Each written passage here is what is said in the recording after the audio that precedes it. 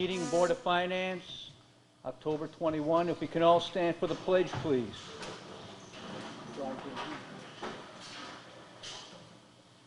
Pledge allegiance to the flag of the United States of America and to the republic for which it stands, one nation, under God, indivisible, with liberty and justice for all.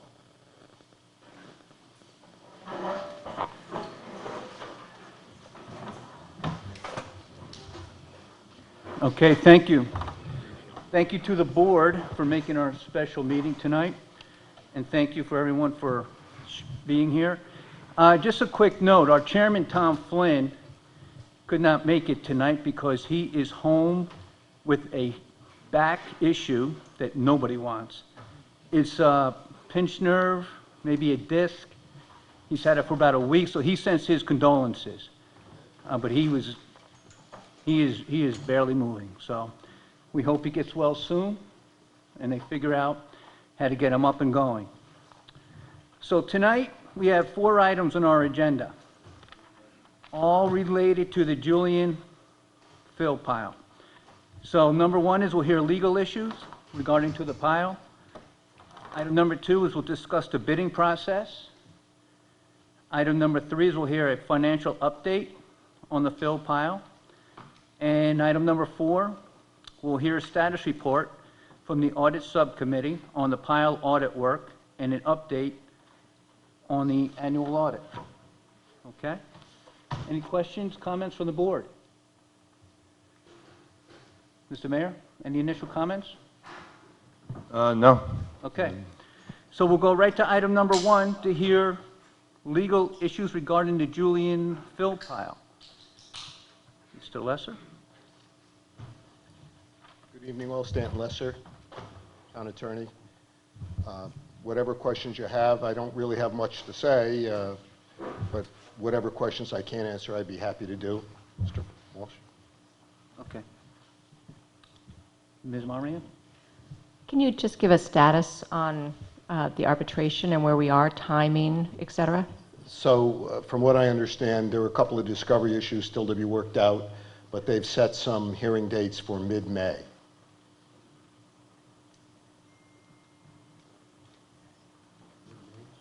Mid-May, yes. Okay. Is that, I mean, is this normal timing? It seems like it's far out, but this is just, there's nothing that they're waiting for or trying to figure out? I think that they're still completing some discovery, maybe exchanging documents, and then they'll do it. But, you know, you have a number of lawyers and you have an arbitrator, so you have to pick dates when everybody's available, so they usually push them out fairly far. Not unusual. Okay, thank you. Any further questions? Mr. Walsh? Good evening, Attorney Lesser. First of all, congratulations on your son getting married. Thank you very much. Big day, so congratulations on that. Thank you. Okay.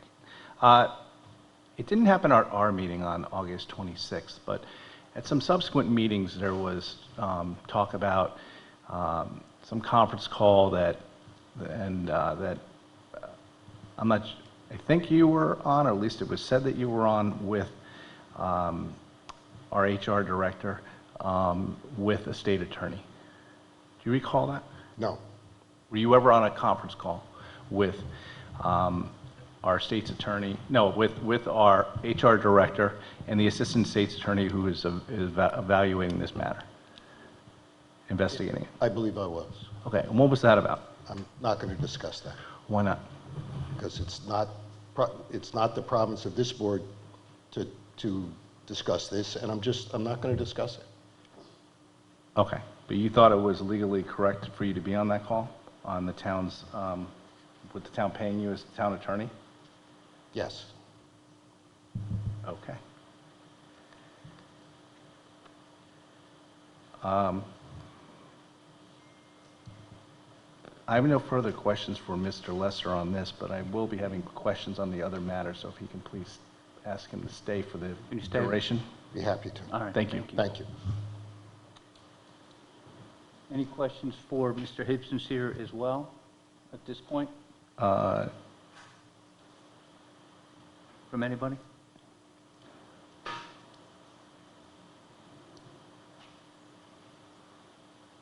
Mr. Hibson, can you stay? You're going to be here a while? Actually, I'll speak to Mr. Hibson. Okay, can you please come on up, Mr. Hibson?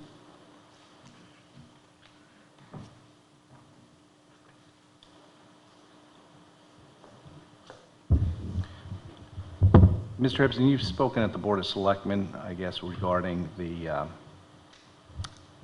conference call I was just speaking with Attorney Lesser. What was the purpose of that call to the Assistant State's Attorney in regards to the investigation? I believe Attorney Lesser indicated that he didn't want the purpose of that call mentioned, so I'm going to honor that wish. Did you answer that question to the Board of Selectmen? I don't remember, actually. You don't recall? I do not recall whether I answered that question to the Board of Selectmen. Okay. I honestly, until just now, I didn't remember that even being brought up. Okay. I'll send you the, Yeah, I mean, if... I'll send you the Fair TV broadcast. Did I answer it then? There was questions I was going to have, but if you have no recollection of it, I don't have a recollection of answering to the Board of Selectmen. If we'll- you have a question that's, you want to get to the meat of the conversation? well, you can't even recall that there was a conversation, so. Okay, I didn't say that. I didn't say I couldn't recall there was a conversation. I said I Okay. couldn't recall that I had a discussion with the Board of Selectmen regarding that conversation. Okay.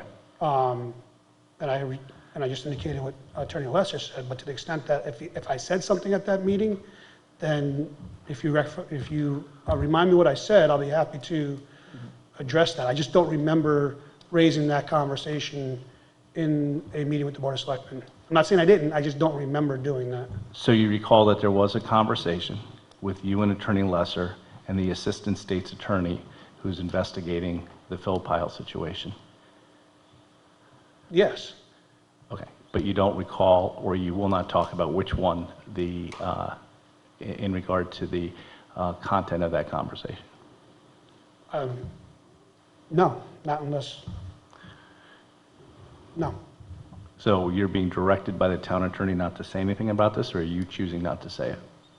I just saw you turn to him and he shook his head no. So I guess the question is, are you following his advice? I am. The reality is he's the town attorney. It was a conference call with the town attorney and the state's attorney. So to the extent that there's anything that's privileged in there, I'm not about to discuss it. Now, if I did before, if you tell me what I said, if you remind me of that, I'll at least I'll discuss what I said, but I don't remember having that discussion. Okay, we'll bring it back at another conversation, at another meeting when I'll have the transcript ready for you and we'll talk about it. Yeah, now, again, to the extent that I mentioned it already, I don't mind getting into what I mentioned already, but I just don't recall it, what I mentioned. Okay. During that conversation, did you or did you not? Were you or were you not asking the state's attorney not to pursue charges against Joe Michelangelo? No, we didn't ask her to do that. No? We're not going to discuss what happened in any conversations. Quite frankly, Mr. Walsh, what is it within the jurisdiction of this board that gives you the right to ask these questions? I'm trying to figure out in regards to the finance, since we pay every single employee, including yourself, and including Mr. Hibson, Yeah. what he was doing on that conversation that we're paying him for pursuant to what his job description is. That is not within your bailiwick, I'm sorry. You might not We're think not so, going to answer but the questions. that's fine. We'll bring it up later on. Thanks. Ms. Zezima? I understand.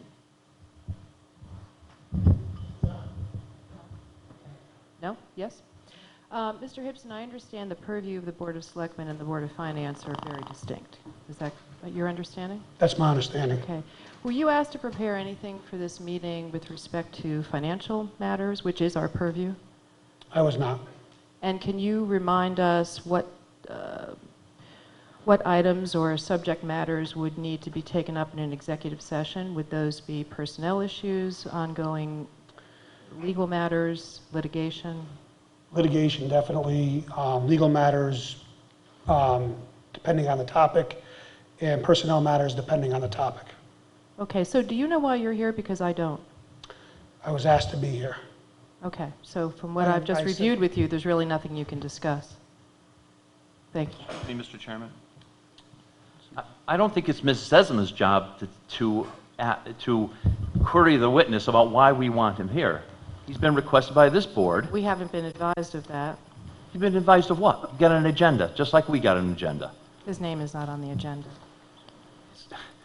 We've been talking about this issue and the fact that the HR director and the town attorney didn't come to our meetings for weeks. Did you miss all those meetings? If they can discuss something that's within our purview, I agree with you.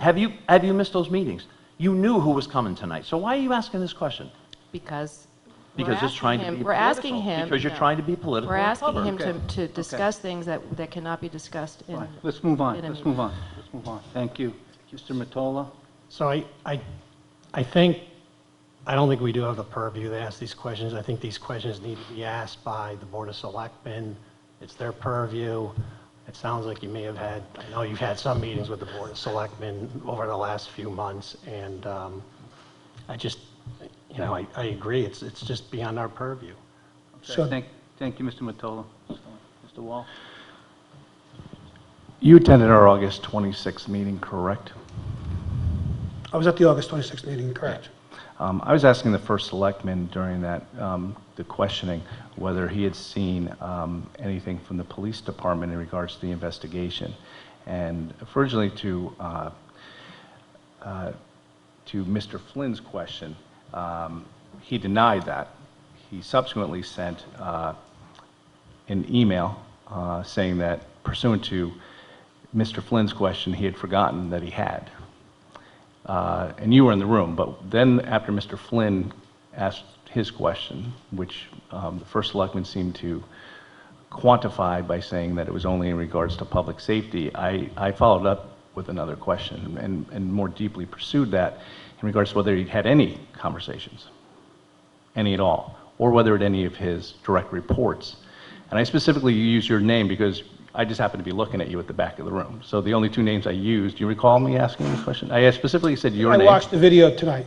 Yeah. So I did watch I watched the August 26th video before I came here. Okay, so I specifically asked about you and Mr. Mayor, because you're the only two direct reports that I recall, other than Mr. Kerry, who was also in the room, whether you had any conversations with either of you, or any of you had conversations with the police department, and he denied it. He said no. So to the specific that you asked, the specific way it was asked was about public safety. And that's what you, I just watched it, Mr. Okay, and I just And then watched it you as well. followed it up with asking him specifically if he had any conversations with the police department about anything. So it was a two-pronged question, number one. Number two, to the extent that, one, you weren't asking me, but two, to the extent that you would have asked me, at that point, I wouldn't have addressed anything about the police memo to the Board of Finance. I would address it to the Board of Selectmen, which is what I did, because they do have purview. I've reviewed the charter on that. The Board of Selectmen have purview. They asked me. I hesitated about answering whether I had information given to me by the police department. Quite frankly, I have a number of things that I have conversations with the police department that I don't give out information to, nor would I.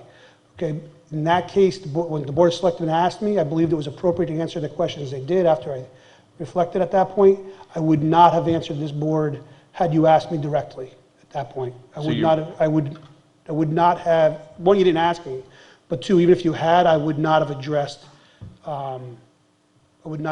this board that question without having gotten an opinion as to whether it was a proper question to be before this board. Number one. Number two, what I did remember from that meeting was about public safety, quite frankly. I didn't, until I saw it tonight, I didn't see your final question to him, and it was to him specifically about whether it was any conversation. But when you asked about myself and Mr. Mayor, I believe, it was at that point specific about public safety.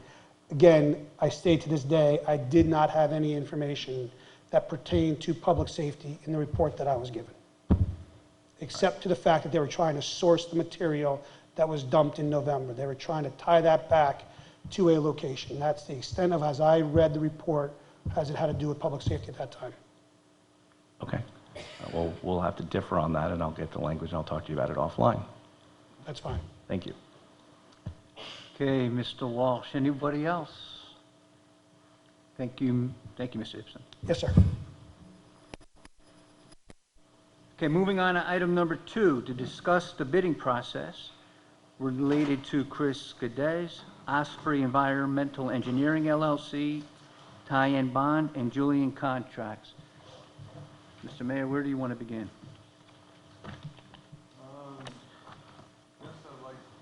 Sorry.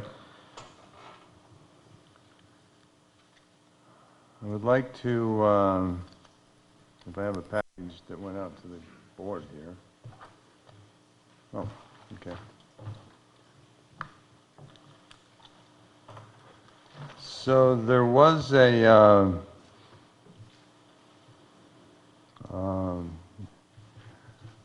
in the backup, a write-up on the 4 packages, the 4 bids.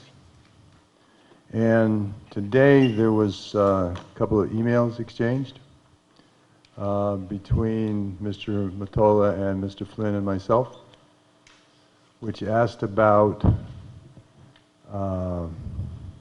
emergency purchases, procedures, and policy, which I had a sense of what the policy was, and this, when this was written, thought that this was within that policy. However, as a result of those emails, I went back to the policy that this board passed, acted on in 2011. Without interrupting you, I just wanted, can I just give a background of why?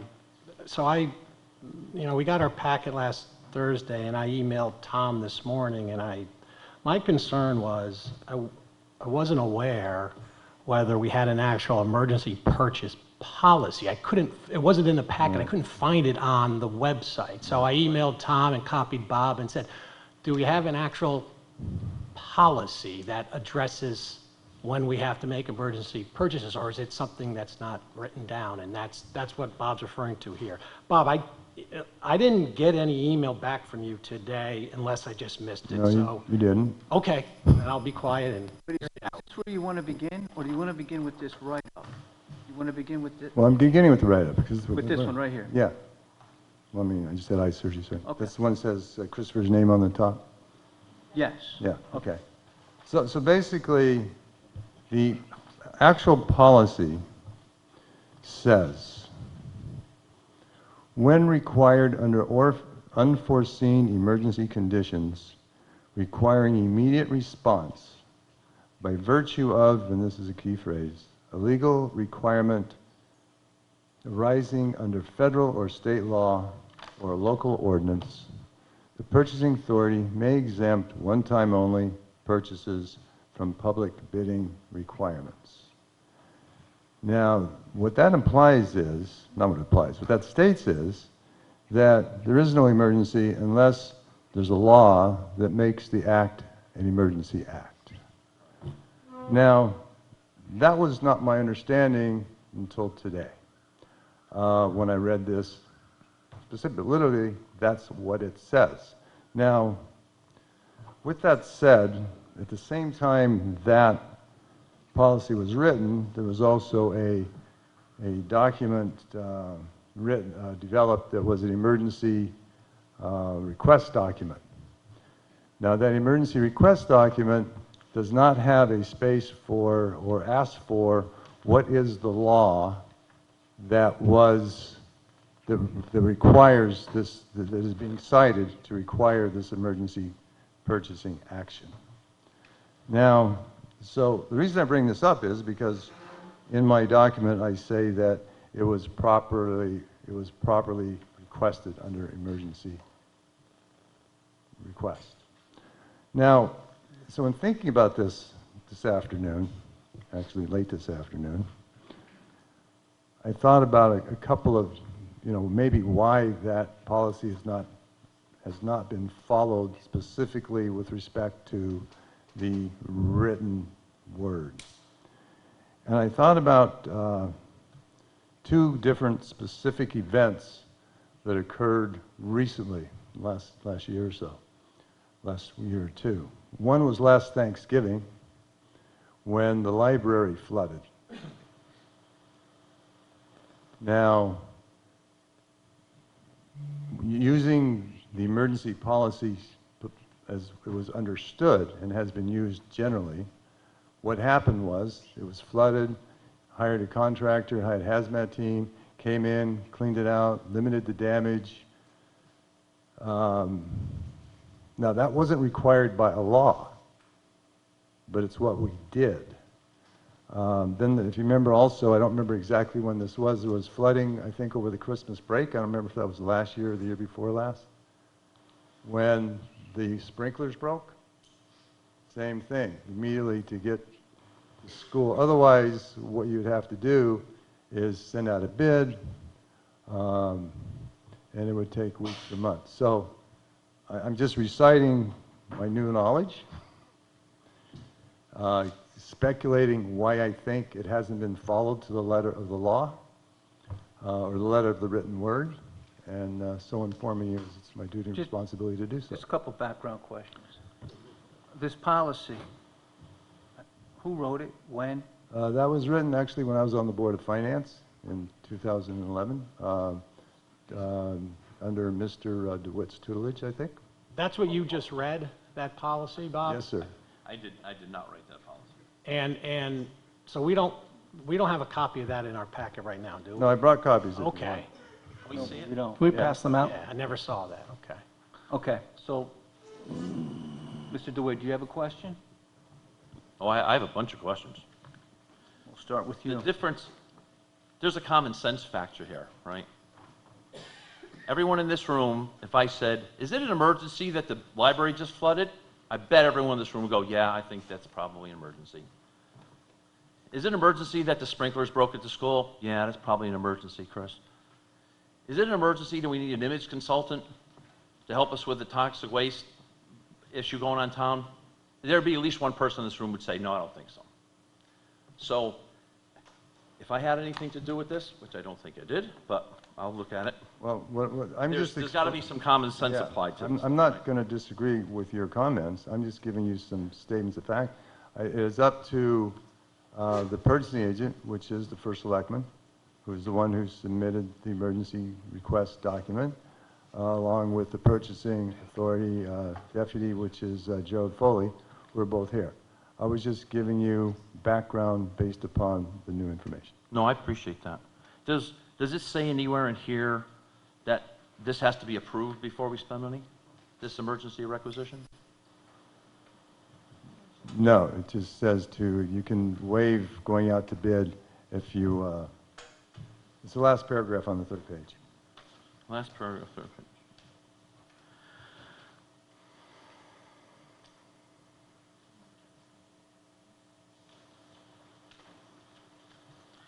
In each case, the person shall waive the requirement to obtain competitive quotes upon. So in each case, the purchasing authority may waive the requirement to obtain competitive bids upon receipt and review of the sole source document. Okay.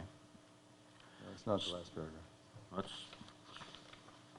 Last paragraph on what page? where required Third under page. unforeseen conditions, Right, yes, sir, that's it. the purchasing authority may exempt a one-time purchase. Well, that's one of my other issues with this. This is not a one-time purchase. This is a recurring purchase because as we've been given here, it says, hey, I'm going to get $3,000 per month. Mr. Geddes, excuse me if I'm not saying that correct, is going to get $3,000 a month until we stop paying him. So that's not a one-time purchase. So I don't think this is exempt. The other thing is, we have also in our package today, consulting agreement. This agreement is made effective as of August 1st, 2019, by and between the town of Fairfield, Office of the First Selectman, and Christopher R. Geddes, freelance consultants. The emergency justification form was signed by Mr. Tetro on 9/25, which is September, which is a month after this agreement was signed. Yeah, I wasn't going to pay the bill until I had justification, until the purchasing department approved it. So the formal documentation, the formal request had not been submitted. It's my understanding that the first selectman did inform and discuss with Mr. Foley that he was hiring and engaging this guy under the circumstances, but had not submitted the written document requesting it. And Mr. Foley nor I were going to approve payment until that written document was forwarded. Well, Mr. Foley signs in a 9/25 too. And since Mr. Foley does, saying.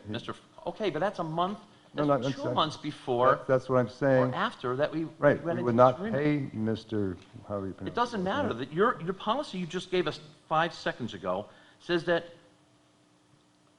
this policy is such that you can accept sole source and waive requirements.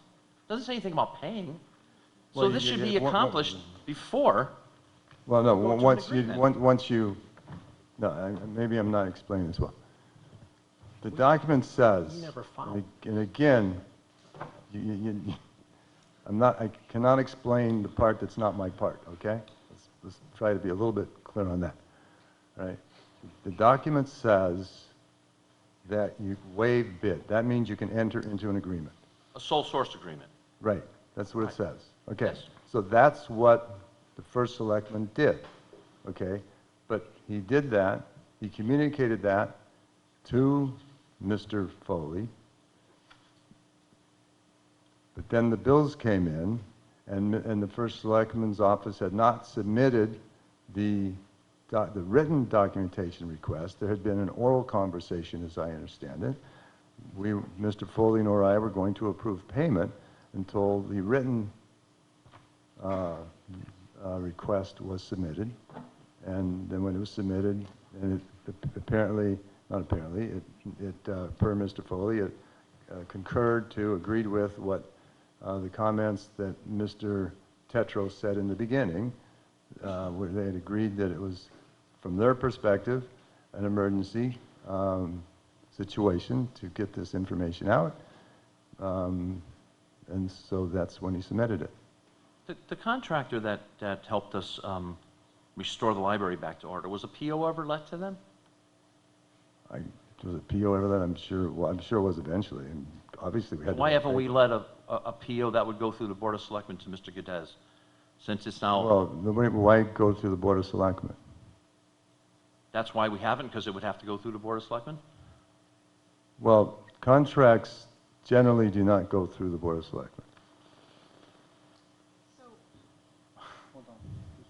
So, The only- I guess you're standing on a process, first off, that's, No, I'm not standing on anything. well. I'm only you're explaining the submitting- so, situation. You know what, I apologize, because this is not your process, right? And I don't think Mr. Foley's here, right? Mr. Foley is here. Mr. Foley and- is here. Okay. Oh, sorry, I didn't see you behind the podium there. It's not very clear, the process, right? And we seem to be, or the administration seems to be standing on the fact that this was an emergency, but we're now 3 months into paying this gentleman for services that, again, most people wouldn't think is emergency, under this emergency system. So, and in light of everything that's going on, why wouldn't the first selectman want absolutely every PO to go through the Board of Selectmen? I guess I just don't understand that. Well, those are questions to address the First Selectman, sir. Well, is he here? Am I missing him behind the podium too? Would you He is here. like Tetro? Sure. Mr. Tetro? Is he? Oh, he is. Sorry.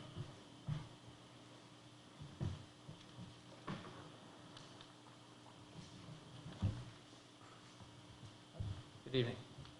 Good evening, Mr. Tetro. Mr. DeWitt? So I guess I'll ask again. In light of all that's been going on, why would you not have brought this before the Board of Selectmen to give this full visibility to everyone in town and to the rest of your board? From the top, this was a request for professional services. We had learned in the first week of August that 2 of our employees were going to be arrested. Afternoon or the next day, we needed to get something. Communication was very important to our residents to get the full facts out. So we wanted to make sure that we had somebody on board to assist us with doing that. That's why we brought in Mr. Geddes, for his communication skills. I understand why you think you brought him. No, that's why I Okay. brought him in. Why you're justifying it. My question is, why would you not have brought this before the Board of Selectmen? Because you've met I don't know how many times since that point. I mean, again, with everything going on, just for full visibility into absolutely everything, why would you have not brought this before the Board of Selectmen? Instead of writing an emergency justification? Actually, the emergency justification is so something doesn't have to go out to bid. Because this is professional services, it doesn't have to go out to bid per the charter, So why'd you write an emergency acquisition? because finance asked me to, So what budget were you going to pay this under? out of the public works budget. Public Works budget. And there was never any thought of having the other selectmen involved, just so this all looked like it was... Not at the time. At the time we were doing this, we were discussing the potential arrest at that time. We didn't have the official notice, but we're told it was coming out either that afternoon or the next day. We wanted to make sure we stayed in front of that with the communication for our town, for our residents, so they knew what was going on, and that we could communicate that effectively in terms of what the impact was and what was going to take place. But it was supposed to be a fairly short term. It was initially just about the arrests, and it was anticipated that would be less than 30 days and less than $10,000 at the time. So why is Mr. Geddes still employed by the town? Because literally at the same day the arrest came out, so did the soil testing take place at Gould Manor. We realized that the soil testing was also another very significant issue, and we wanted some help both in setting up the email communications for that out to the town, as well as setting up a web page with the proper information. No one in town could do this, right? We don't have a lot of extra staff for doing all that. So no, in terms of this extra communication, no, we felt it was Well, necessary. we have extra money in the Department of Public Works, fees and professional services to pay for it. I don't know if it's extra money, but it's important money to get down. In the same way that as you mentioned some of the issues earlier, if we have an oil spill, it's not like we have extra money, but we have to go take care of that. My last question, I guess, is this. Also in our package tonight is the tie-in bond proposal. And they say in here, and by the way, that's a justified cost if you ask me. On page 2 it says, "We will participate in community outreach as needed to assist the town and local health department with communicating results of environmental assessments and planning to stakeholders." Why have we not taken advantage of tie-in bonds services since they're on an actual PO? Yep. We absolutely did, and they've been an integral part of all of our communications in terms of the test results, in terms of the very technical stuff, and they certainly have participated at several of our public hearings also. But still we pay this gentleman $3,000 a month to maintain a website? Not to maintain it, to help us develop the content for it. So why is he still on the payroll? He's, one, because most of that work was done within August, when there was a tremendous amount of communication that went out. We had one of the most extensive communication programs throughout all this, and Mr. Geddes was integral in helping us do that. I guess that's it for me, Mr. I don't think he still is on the payroll. I think he's been discharged. I don't know how was there an emergency justification signed to let him go? Yeah, we ended his term in October. Oh, so he's done now? Correct. Oh, so that's What did we pay him total? I think 19.6. Over the course of how many months? 3 months, August, September, and October. The bulk of that was in August. The billings in September were just about his retainer, and the billings in October are his retainer. Okay. I may come back to that, but I want to go to Ms. Marmion. Thank you. Can you tell us, I mean, I know what the town charter says in terms of, what should come before the Board of Selectmen, but can you give us some sense of what in terms of contracts actually do come in front of the Board of Selectmen? I mean, is this an anomaly? Should this have come in front of you? Or are we missing other things that defined by the town charter that should be coming in front of the Board of Selectmen? When Mr. Geddes was originally engaged, it was a short-term and small dollar amount, so it's not something that had to come before the Board of Selectmen per the charter. However, it did expand beyond that, as was pointed out, and frankly should have been updated to the Board of Selectmen in September. It came up in one of our discussions, so that kind of happened anyway, but I probably should have brought that up to them at that point. When we go back and look, Mr. DeWitt, I think, originally asked, does every purchase order come before the Board of Selectmen? if you take a strict interpretation of the charter, anything that extends over 30 days should come before the Board of Selectmen. Mr. Mayor, how many purchase orders do we issue a year? Well, purchase orders, we issue 5,000 for Board of Ed and 5,000 for the town. So a significant number of purchase orders that come before that, not all of which meet this criteria, but some would meet this criteria to come before the Board of Selectmen. In looking at this, and even though Mr. Gedez's contract originally met this criteria, as you're looking at this clause, the question comes back and says, okay, where are all these contracts? I think Mr. Mayor referenced it earlier, that not all contracts come before the Board of Selectmen. In a strict interpretation of this, you might argue that they should. In the time, we haven't changed the process, so I'm not sure this clause has been followed historically as far as past practice go, for years before I got on the Board of Selectmen. I know you served on the Board of Selectmen. I know Mr. Walsh served on the Board of Selectmen. I'm not sure that I don't recall a lot of purchase orders or individual contracts. If you read this in a strict interpretation, almost every copier contract would have to come before the Board of Selectmen. Potentially cell phone contracts would have to come before the Board of Selectmen. I don't think that was the intent of this clause, but the challenge really is that since it isn't part of past practice, it's not something that people realized anything was amiss until going back looking at this clause. Mr. Mottola? So I remember, I don't know if I said it at one of our meetings a month or two ago or after the meeting when we were walking out, that I'm reading the charter section now that the first selectman is talking about, and it says the selectmen shall have the power to delegate their authority to other town officers, employees, and bodies where the contract would be for a duration of less than 1 month and would involve an expenditure by or income to the town of less than $10,000. So that would literally mean that any contract that doesn't fit into that category needs to go to the Board of Selectmen.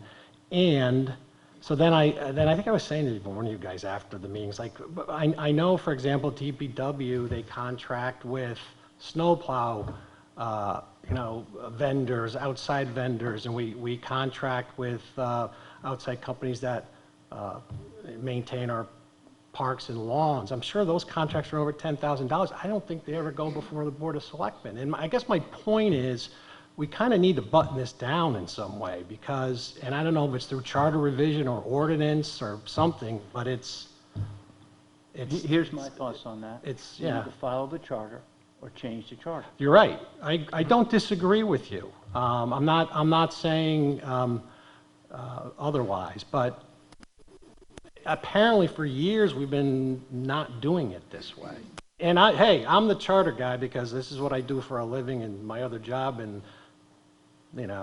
charter is the fountain of all powers of the municipality, so on and so forth, and I get it. I'm not saying otherwise. But my only other question, Bob, this document you filled out, you gave to us, like on page 2 of the document, it says draft on it. So I'm still confused what the origin of this document. Where did it come from? Policy that was written in 2011 and adopted by the Board of Finance. So are you saying that with respect to this contract that we're talking about, the Gedez contract, were we aware that this was in existence at the time, or was it something that we weren't following? That's what I'm a little confused about. First of all, Mr. DeWitt's comment was, given this situation, why didn't you bring everything to the board with respect to this situation? I don't think Mr. DeWitt said bring everything to the board forever, okay? Thank you, Mr. Mayor. I was just going to say that. Yeah, so that's that part. Now, with respect to, when I got your email today, in the follow-up from Mr. Flynn, is there, I went through all the records to find out what I could find. Is there a written policy? Because that's what I do, right? It's part of my job, is to make sure I, follow up on what people ask. And I found this document, which was approved, which I read that third paragraph, that last paragraph on the third page, which I looked at it and I had to take a double take on it because of my recollection of what happened at the library and the school. It didn't totally make sense to me. I called Mr. Foley, asked him to come up to my office because I was doing some other things with other people. I couldn't go down to his office, which I normally do. I enjoy the walk. And Gerald came up and I asked him if he had ever read that. And he said yes, he had, but he had interpreted that he had not interpreted it the way that I was determining it literally. Then I had copies made and brought them here tonight. So with respect to 3 issues, I guess, one, this is a policy that literally, per my interpretation, through the literal word, would require there to be a legal reason for an emergency.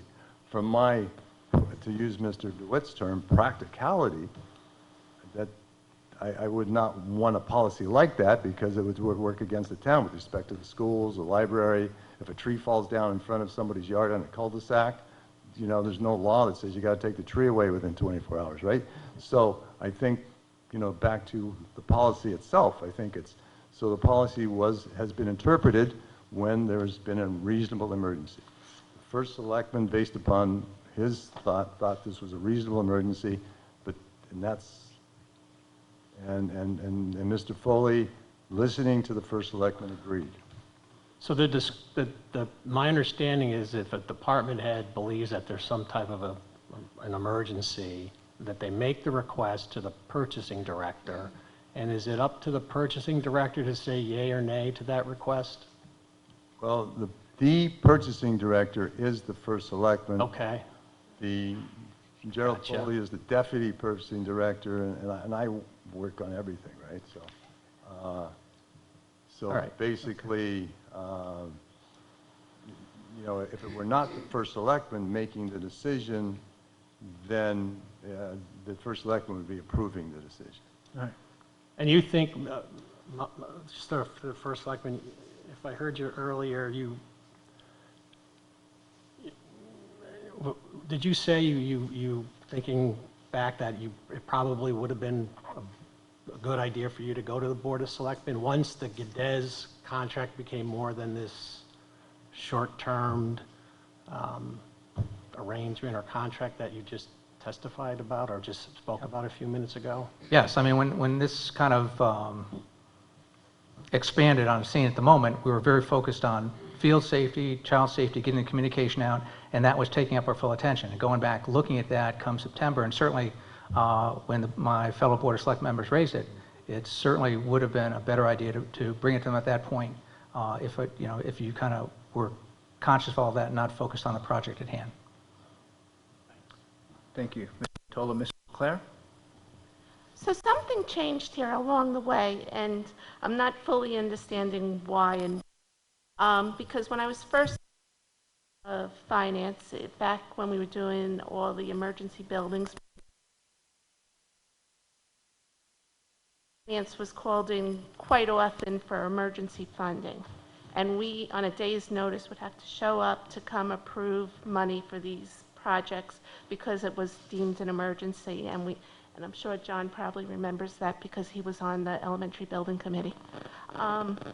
So this document changes a lot of things that happened in 2011, but my read of this paragraph shouldn't have changed that, but somehow this form in the back did, and I don't even think we approved this form. So that's where I'm getting confused on this, and I guess we didn't know things were getting approved under emergency funding procedures. Well, two things. This is what I inherited when I came on my Right. job. Okay, that's. I understand. Yeah. Number two, I don't really remember my time on the Board of Finance. I don't remember a lot of emergency. But number three, but you know I'm old. Used to sit right over there. That's right. And Mike over there. But number three, we don't approve very many emergency. We don't. I mean, the library though, like the library, you know, like that happened on Thanksgiving Day, and with that, those people had to be brought in. So whatever policy you were under, whether the prior policy, the change policy, the new policy, the old policy, that work had to be done Thanksgiving morning. So neither policy or any policy would allow anything to be done other than an immediate call and a decision made by a leader. But shouldn't that come to us very shortly after that and say, yes, this was an emergency, we approve this, and you provide that information to the board? We seem to get that so like a month or two later, that we get the final bills or We can- hear about it. Yeah, like Mr. Tetro indicated that he felt he probably retrospectively should have brought it up. We could, like I said, I don't remember, other than this incident and the school incident and the library incident, I don't remember any other emergency purchases in the last several years. I'm not saying there weren't any, but I don't. I think there was an oil spill at the fire department. Oil spill, right. So it's not, there was none with even Storm though Sandy? we're probably not perfect in the finance department with respect to internal controls, but they have been improved from prior times. There was no emergency expenditures during Storm Sandy?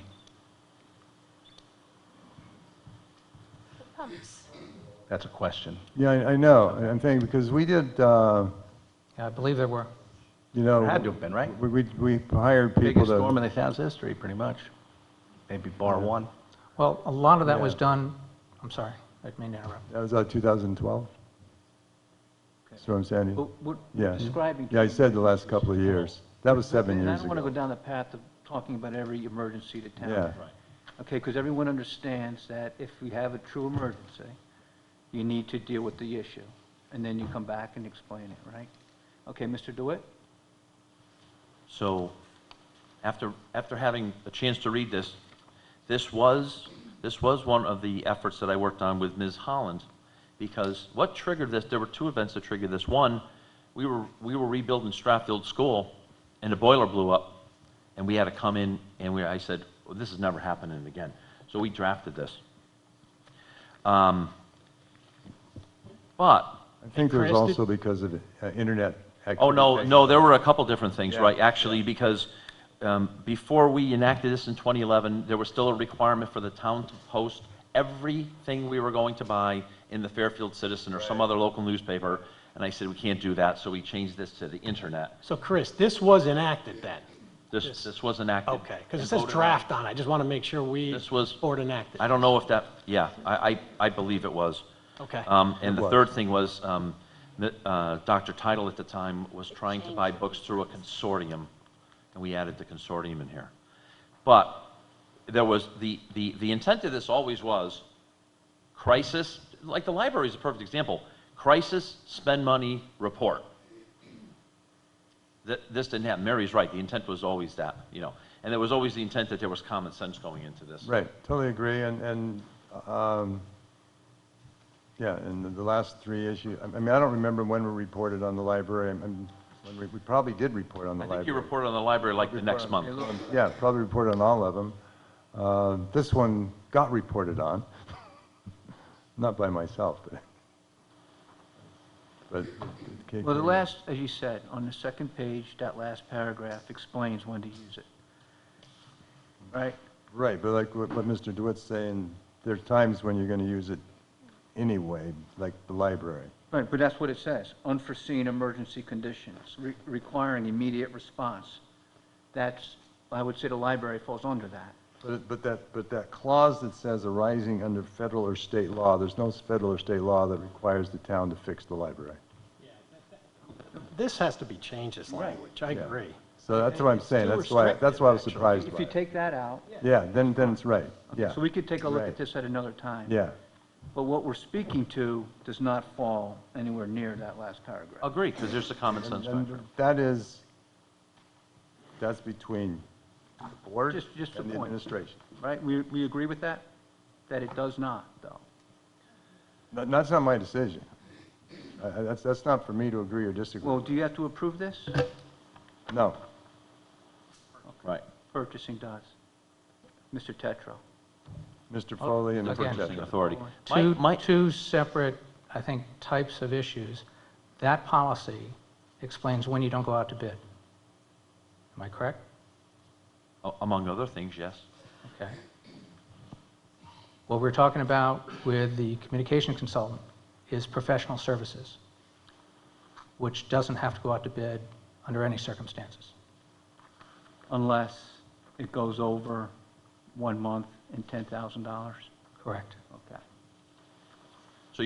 So you could go get professional Well, actually- services on anything and charge it to any budget. That's your, No. Let me rephrase it, Mr. Brown, to your point, if I can finish answering Mr. Sure. Brown's question. The 30 days and $10,000, at that point, it becomes a contract that has to go to the Board of Selectmen. If it's under that, it doesn't have to go to the Board of Selectmen. So initially, it wasn't over that, so it didn't fall into that category immediately. and report it to Sorry, the... Mr. DeWitt, your And question report it was? to the Board of Finance, it says in here too, right? But what you're saying is, whatever topic comes up tomorrow, you can go into any budget line item, pull money out of fees and professional services, and it's justified. No, in this Why case, did it come out of DPW? because there were 2 DPW employees that were being arrested. Why didn't it come out of HR? It's a legal matter. Why didn't it come out of the legal budget? It was, Why didn't it come out of your budget? it was a communications consultant. Okay. So it was So professional. what? It was So it should have professionals. come out of our communications department, which doesn't exist. So why didn't it come out of your department? It was professional services. And there The was- way you just described it, fees and professional services don't need to come before the Board of Selectmen. No, I did not say that. You just said that. No, I did not It's say under that. fees and professional services. I was answering Mr. Brown's question. Okay. I guess I'm good. Mr. Walsh? Under the town's write-up that they passed out today, under Mr. Christopher R. Guidez's write-up, the second paragraph, last line, says, "The emergency purchase was reviewed and approved by the Director of Purchasing prior to the commitment to procure the services." My question is, the services were completed on August 1st pursuant to this contract. It's dated August 1st. They weren't completed. Well, it's a contract dated August 1st, is it not? Yes, but Okay. the services weren't completed at that point. Was reviewed and approved prior to the commitment to procure the services. So the services were procured on August 1st pursuant to this contract dated August 1st. Correct? Okay? That's when they were procured. That's definitely when we asked Mr. Guidez to come on. So that line, though, is not correct then. The emergency purchase was reviewed and approved by the Director of Purchasing prior to the commitment to procure services. It's dated August 1st. Pursuant to Mr. Guidez's billing records, he commenced work on August 2nd. He ran his services through August 31st, just for the first month, to the tune of 68 hours at $200 per hour, which equals $13,600. Despite that, when I look at the record in regards to your Board of Selectmen meetings, you had Board of Selectmen meetings on August 7th, September 4th, and October 2nd, and never brought this up. Actually, I think we had another meeting in September, sir. Oh, maybe there's one more I missed. So there's 4 meetings, you never bring this up, despite the fact that by September 1st, by the end of August, we're into this guy for $13,600. I believe we had an extensive discussion at the Board of Selectmen on it in the second meeting in September. Did you have a meeting to approve these expenses? Or We to did- approve? we did not. Mr. Guidez's services? It was not on the agenda to be approved, no. Okay. And so was this a breach of the charter during August? And going back, that was my point earlier, is that As I go back and look at selectmen meetings, we haven't been following this clause. So it's not something many of us are aware of, but in point of fact, once we breached the $10,000 or went into September month, I should have brought it to the Board of Selectmen, yes. Okay, so we breached the charter. And the charter controls over everything else, despite what, it controls over everything else. Well, the challenge, though, is that, in fact, if we're not following this as part of, past practice is not to do this. We've got innumerable examples. In fact, we can't go back, we're going back now and looking at Board of Selectmen agendas to see if this was ever followed in terms of that clause. Okay. And Mr. Walsh, you sat on the Board of Selectmen. I did. You know that, in your recollection, I'm not sure you're going to remember many items that came before us like this in terms of POs, that type of thing that came before the Board of Selectmen. But if you do, happy to go back and look at those to see where we're at. But it's one of those clauses in the charter that wasn't being used effectively. Well, effectively, it wasn't being followed. Not effectively, it's whether it was being followed or not followed. Correct. Effectively is not, we're all supposed to follow the charter. I mean, would you agree I would that certainly agree with that, town sir. bodies, we're supposed to follow the charter? Certainly agree with that. Okay. So in this case, we were not following the charter. We weren't even following this proposed bidding on emergency expenditures because, as Mr. Mayor stated, we didn't even know we were supposed to be doing, and that there was federal and state laws had to be just basically enact an emergency to be able to spend it. But that for professional services, that is not required to go out to bid. So that doesn't apply to this case. Okay, does it apply for any amount? What amount, and if you don't know the answer, I can get Mr. Foley up here. Is there an amount in regards to signing off on vouchers? So if we have an amount of a voucher that's over $2,500, who signs off on that? I don't know. You don't know? Not off the top of my head, I don't. Okay, we'll follow up with Mr. Foley about that. Did you sign off on this voucher? Yes, You did. And why do you think that was brought to you? because I'm part of the purchasing authority. Okay. And you think that the hiring of a, what you've termed a communications, I guess, specialist rose to the level of an emergency?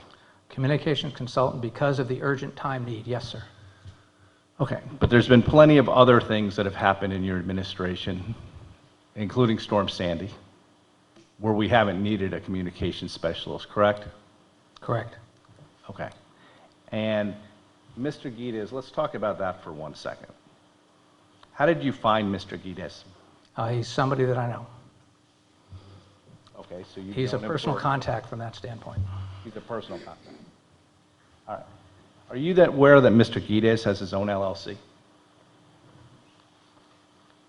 Correct. Hello?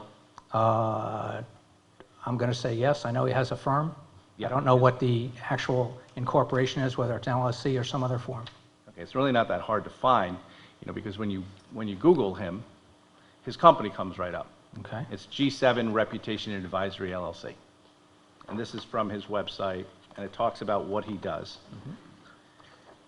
And specifically, he does reputation management That's one of the and services. risk management for reputation. That's Those are one the of two the- areas that he discusses on his own website, and that's what he does. Those are one of the services that he provides. That was not the service we hired him for. Okay. But he has a company, G7 Reputation Advisory LLC. And he is an LLC that's authorized to do, he formed his LLC in the state of Connecticut. It's a state of Connecticut limited liability company. That was formed in 2018, and he's in good standing. Why is the contract done in his personal name and not in his business name? Specifically because I wanted it clear that we're hiring him for his services and not his firm as reputation consulting.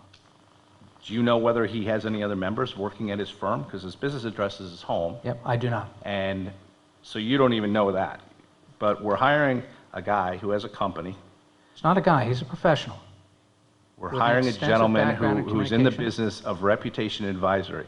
And I would state that for somebody a member of the public or just me looking at it, it looks odd that you don't want to hire and put the contract in the name of his company, because obviously that might raise red flags of what is G7 Reputation Advisory Point of Services? order, Mr. Chairman, I don't think we should make conjectures in terms of what the first selectman's intent is.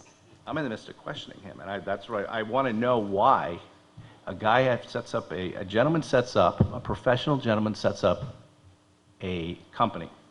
He tells you what his expertise is, and he decides to, and you decide to, contract with him outside of his company to his own individual name. Was it to hide that he was a reputation advisory specialist? Okay, I got it. Let's just, That's a question. that's a question. But we won't assume the answer, Mr. Tetro. Yeah, the answer is no. And very clearly, we hired him for his communication skills and his extensive background in environmental communications and situations like this. All right, that's one extent. Initially, it was about the arrest, and it was supposed to be a fairly short-term issue. When we got into the whole soil testing and everything else, it became a much bigger issue, and we really needed much more extensive help in that regard.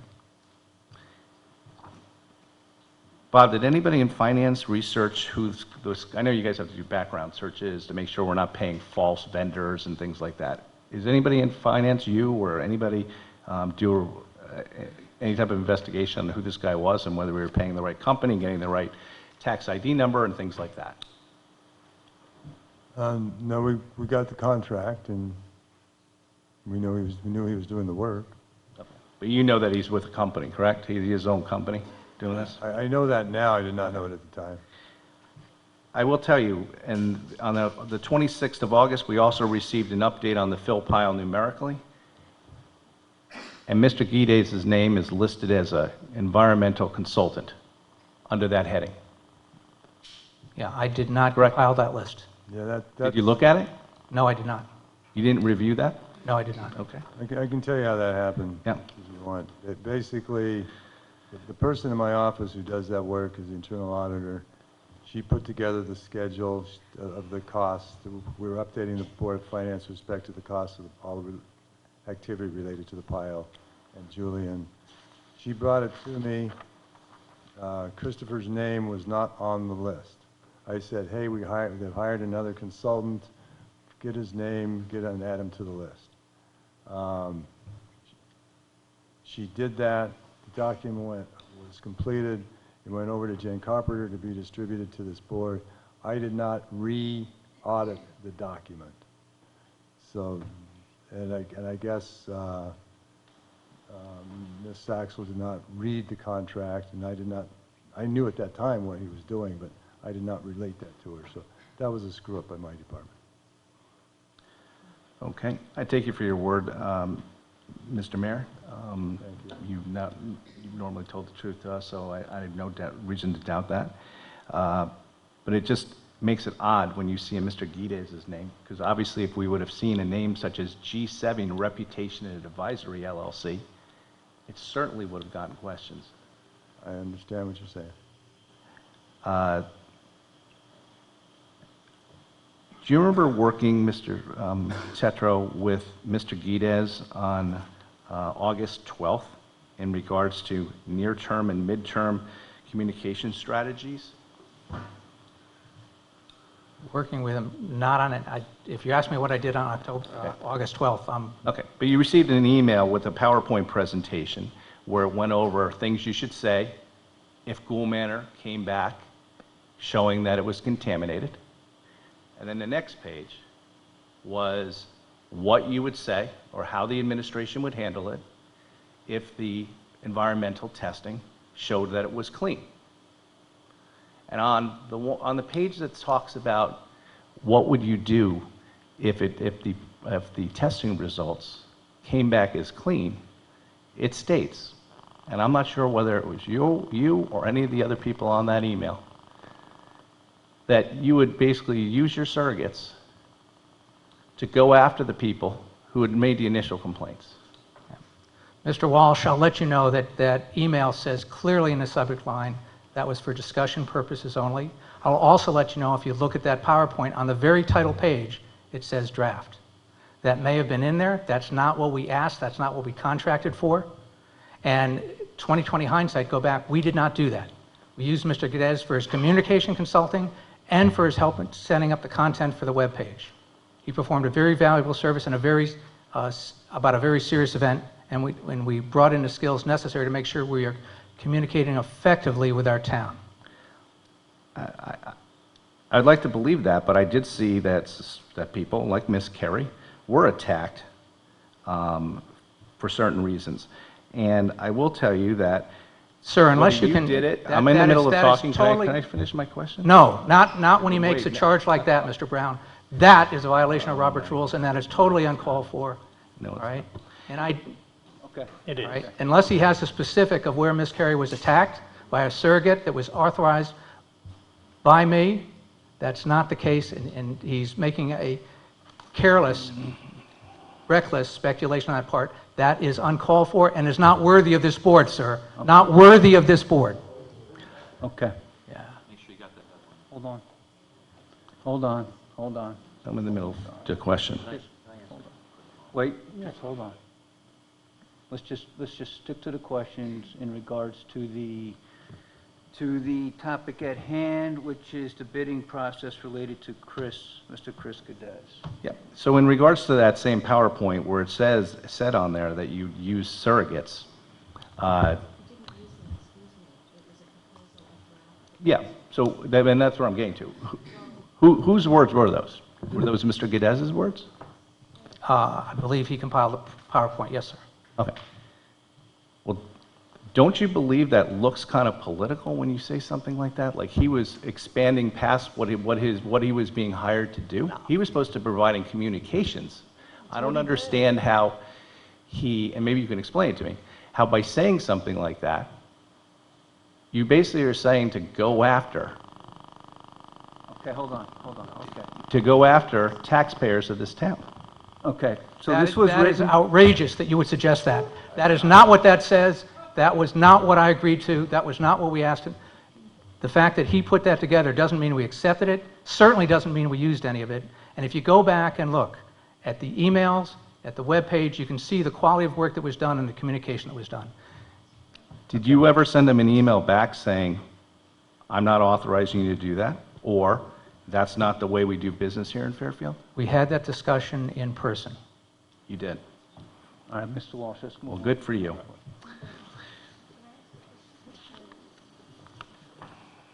Sure, Ms. Moran, go ahead.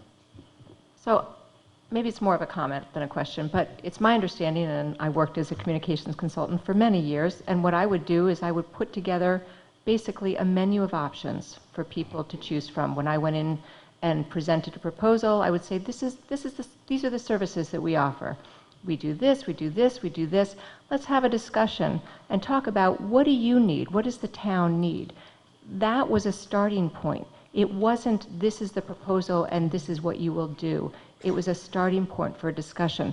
So I just want to clarify that, because I think there are comments being made that are actually regrettably politicizing this discussion. I don't think it has to be that way.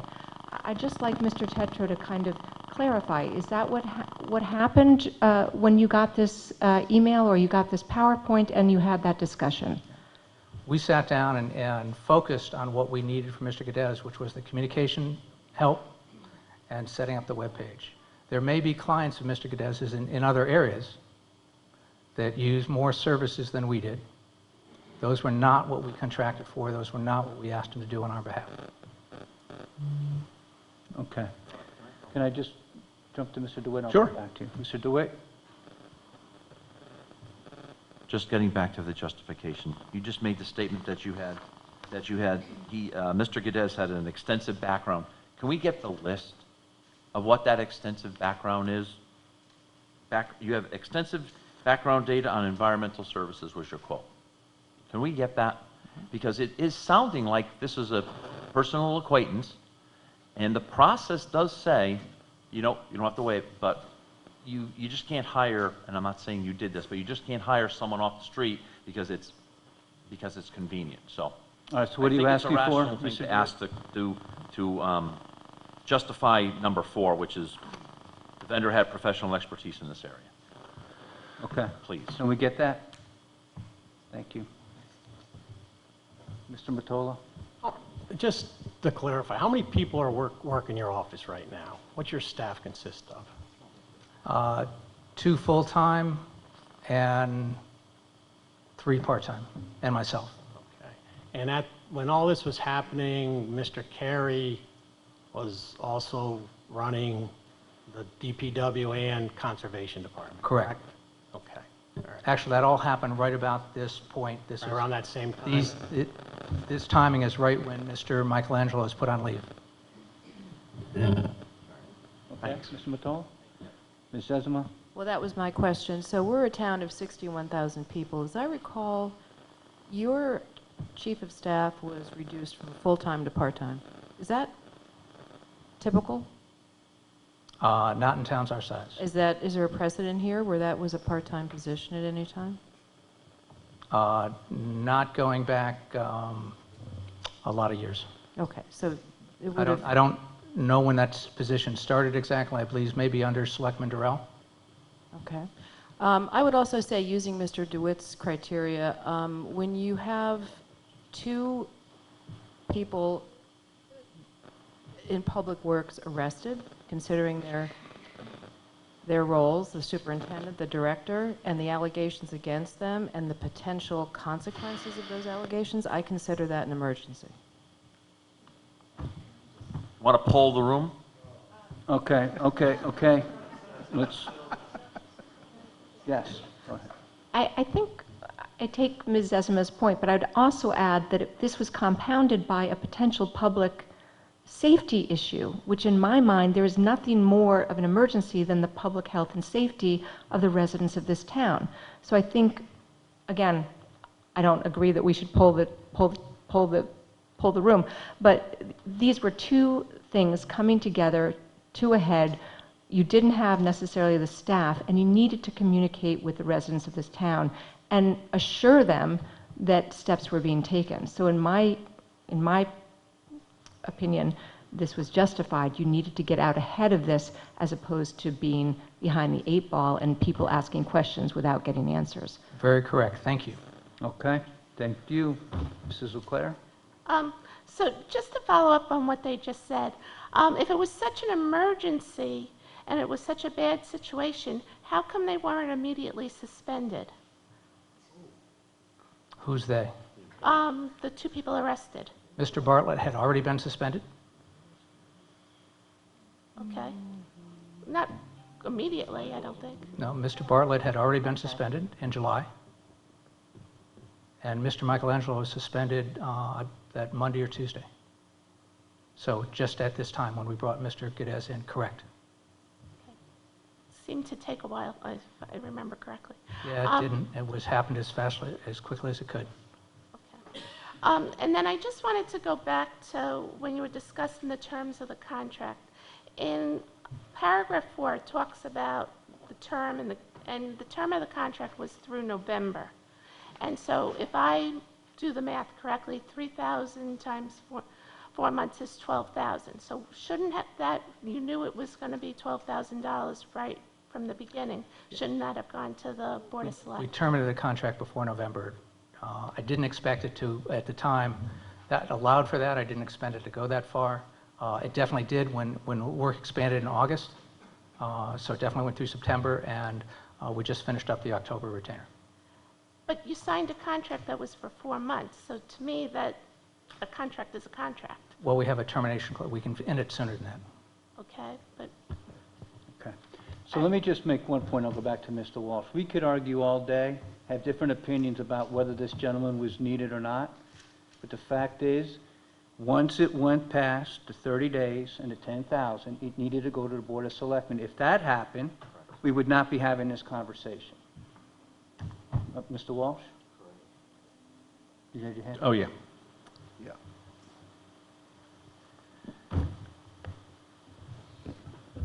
starting when did Mr. Geddes first start assisting you with the communications to the town?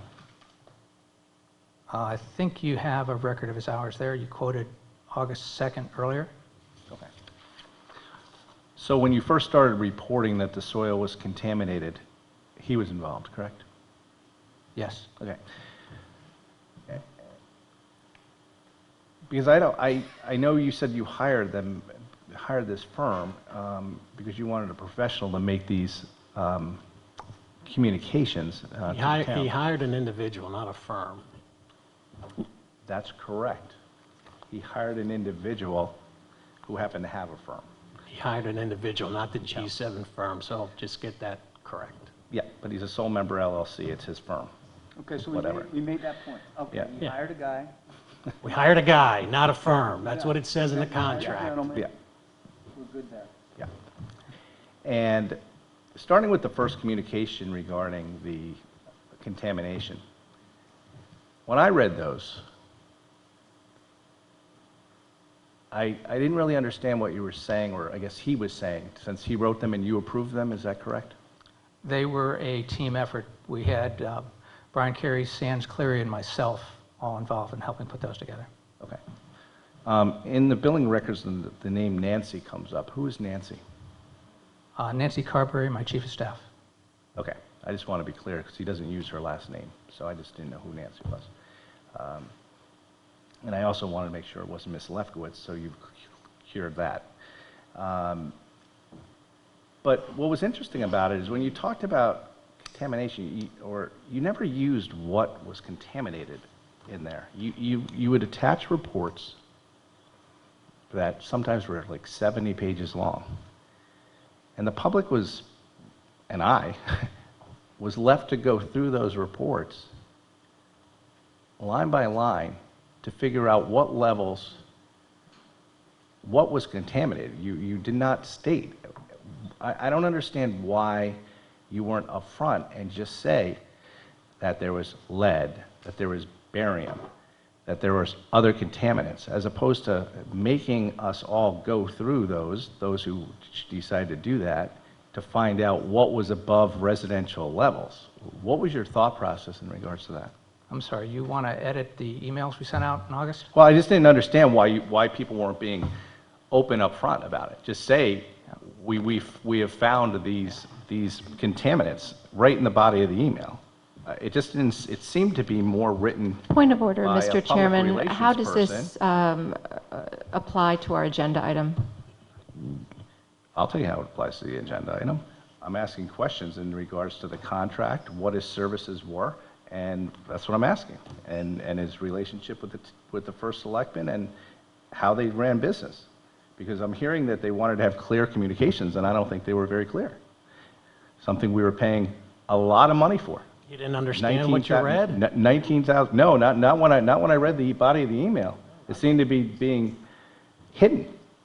Like you Okay, had to so- go through like 70 pages of Okay. scientific data. So the point is, in your view, we hired a communications Mhm. professional that wasn't very clear in his communications back to the town. Well, that seemed to be trying to not be upfront, but try to be hiding things and misrepresent, not exactly being clear. I think Almost that's a on complete purpose. mischaracterization. Well, it's my characterization, just like the other members here have said what their views are. That's what it was. Yep. That's what it is. Uh, Mr. Tetro? Yeah. It's a tough balancing act in a very technical field where we did provide all the test information. We had feedback from two sides.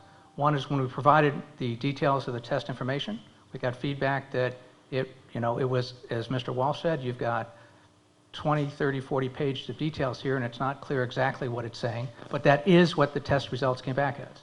We also provided summaries in other areas saying, here's exactly what it was. We also stored all that information on the website so folks can go back and take a look at that at any point. Okay, thank you. But we were very clear in terms of making sure that we were using the words from the Department of Health and from DEEP in terms of what we were saying there. And just to clarify, I thought we were talking about the bidding process as our agenda item.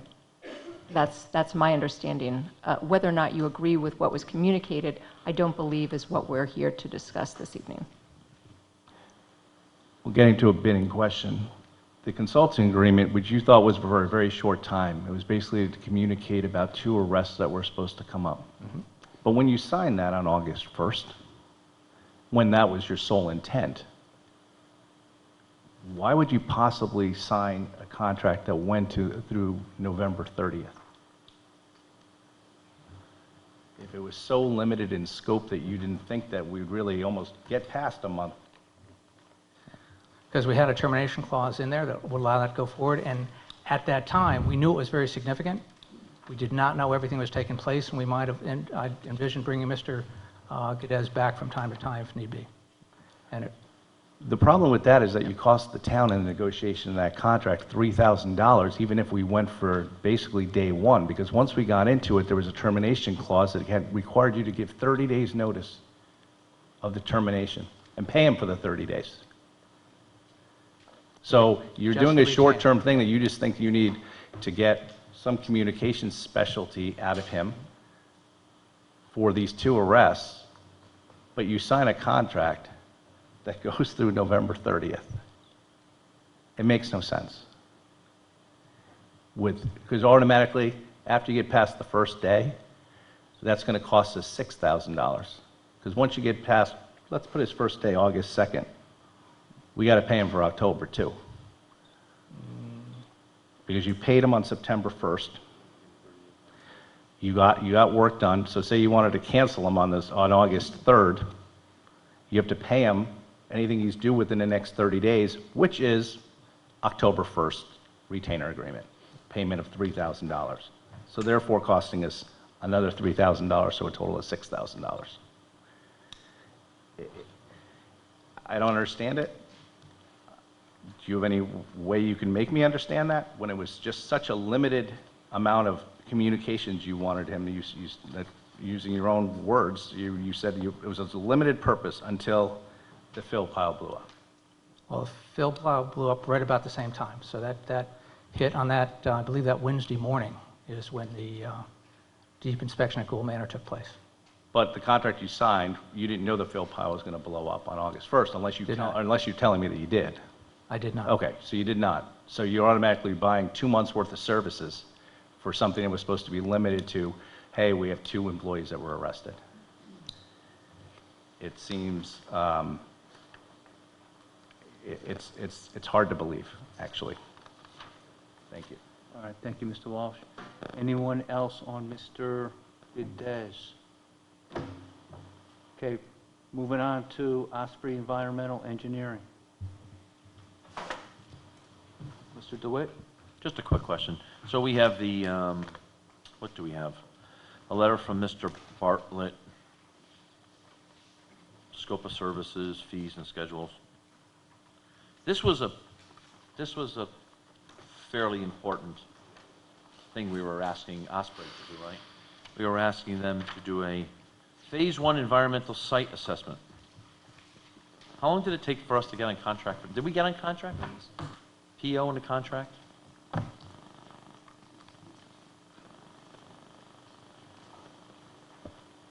I'm sure there's something in the system. But I can't speak specifically to what's in Munis. Mr. Carey might have better information than that. He was not in charge then, but he's been working. No, this was before Mr. Carey's involved. This is actually dated the 26th of Yes. April. So we normally, for a Phase 1 environmental site assessment, generally it depends on the complexity of the issue. I believe the invoice you have there is for $2,000. It's generally in the range of what it costs the town anytime we purchase a property. It's kind of the first step in the process, and they'll range anywhere between $1,500 and $3,500. So generally, they're below the bidding amount, so we wouldn't have to get 3 quotes. But then again, it is professional services, so it'd be something that'd be encumbered into a purchase order, and it'd be basically done through our own budget process. Fees and professional services is a common theme tonight. I'm going to remember this during our budget process because I didn't realize fees and professional services was such a wide range.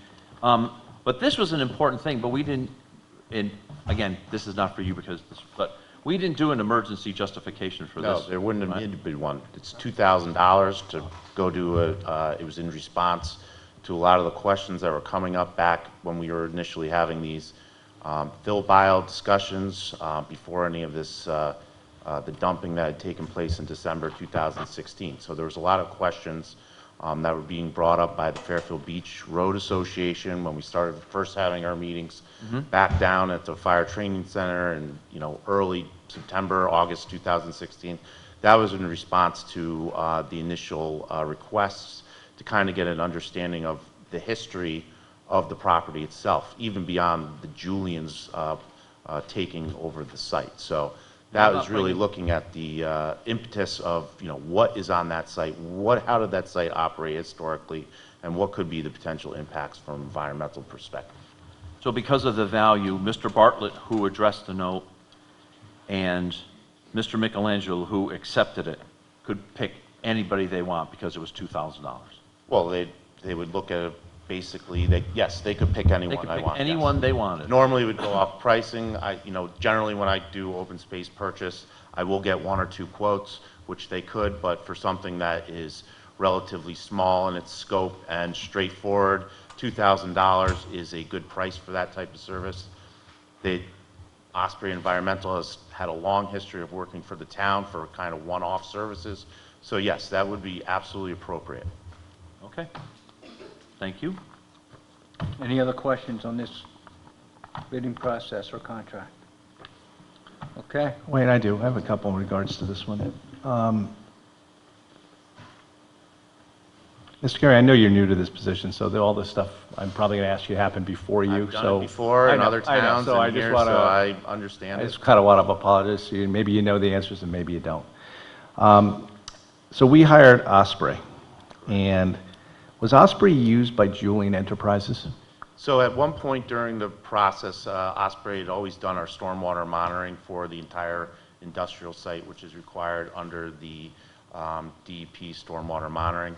There was a point that the DEP actually rewrote the permit, and there was a notice of violation that was issued to Julian. It's in the record. It's been on the website along with everything else that's been posted there since, all this stuff started happening. So there was a point where the DEP actually required the operator of the site rather than the owner of the site to start doing the stormwater monitoring as a part of the stormwater permit. So again, I've reviewed the documents. When that came up, Scott actually gave Julian Osprey's contact to have them do the stormwater monitoring because they had history of the site, and it was just kind of a continuance at that point. So there is documentation, if you look at the old stormwater permit and plan, that it was formerly in the name of Town of Fairfield, and they changed it to the Julians. It's really, in my opinion, as a professional environmental consultant before working for the town, it's immaterial. Same thing happened at this transfer station. Do you know whether Osprey has worked for Julian on any other projects or a lot of projects? I don't know, and that wouldn't be public information anyways. If you hire a lawyer to represent you in court and it's a private matter, I don't know. Well, it could be a conflict, potentially, if they've worked a lot for Julian and now the town's using them to do the same kind of things. I don't know. Yeah. I don't know. You don't know. Okay, that's fine. Do you know whether the town had information about that Osprey had a letter of reprimand filed against them on August 7th? No, but again, 2017. I'm just not done with my question. And that there was a consent order filed, which required them to do a bunch of things and get peer reviews of all their work and things like that. So I did look at that because this is obviously, as everyone's digging into everyone's personal history as part of this whole thing, I did go back and review the LEP board file and really try to understand what that was. Yes, and I'm not defending Osprey. I don't know the complete scope of that because the LEP board, when they do place reprimands, a lot of that is done in a setting where it is closed door so that they can come to an agreement before it is actually come out of the board. So there was some reprimand, as you stated, and it looks to go back basically one LEP after Osprey certified a transfer act site, another LEP came in and said, I don't think they did this right, Elsie Patton, who's the member of the LEP board, basically reviewed, they set up a subcommittee to review his work. They went in there, they reviewed his work, and they said, you didn't characterize the VOC plume using the prevailing guidelines in the RSRs. Rob Osprey Environmental basically said, no, this is what I did. They said, you should have done X, Y, and Z, you only did this. And they said, okay, you are gonna get official reprimand, which means that now you basically have to, like you said, have 2 projects that are verified with another LEP. It doesn't mean he lost his license, so he is absolutely still an LEP. It just means that he had to go to a class for a reprimand. And again, as long as he's got his LEP, he's allowed to practice. You know, bringing that up is really kind of a spiteful thing to do, I would say, in a lot of practices. Would we make that as part of a bidding process to say in the future, because we're going out for RFQ for environmental services, to say, has anyone in your firm ever had a reprimand from the LEP board, and is that something we could look at as far as bigger projects? Absolutely. But whether or not that had any, you know, bearing on his decision for anything he did to the town, I would say no. I've worked with Rob and Osprey Environmental, not just in my position with the town of Fairfield, but on other jobs throughout the state, and I've never known him to do anything that's been other than morally and ethically right and, you know, up to the highest professional standards. So some people may want to disagree with me, but that's my personal opinion. Well, that's fine. I think what Mr. Walsh is saying, we just want to know who we're working with, and then the judgment's up to you. That's all. I absolutely agree. And again, a lot of these things have a long history. The town and, you know, towns in general have a connections with a lot of small scale type of environmental consultants, because when something comes up, cost is obviously always a factor, but so is time frame.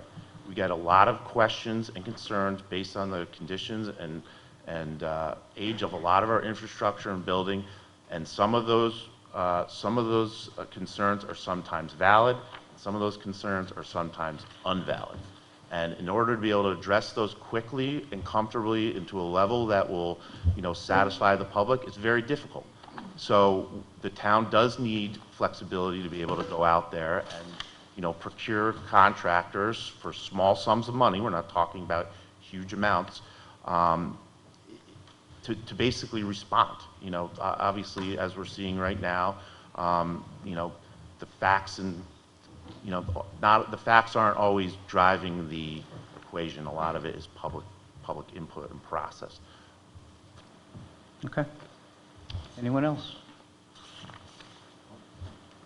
I just want to follow up on the question about whether Julian had ever worked with Osprey.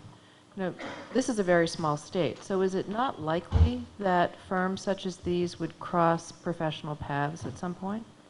Again, I don't know the answer to that question. I would say that Rob Grabrick, you know, in my dealings with him, that would have come up as something he would say, that would have been a conflict of interest. I don't know. The honest answer to that question is I don't know. But normally, if I hire someone to do like a phase 1 report, and it's on a piece of property that they've, you know, previously worked on or worked for a client, they will say, yeah, I can't do that. Okay.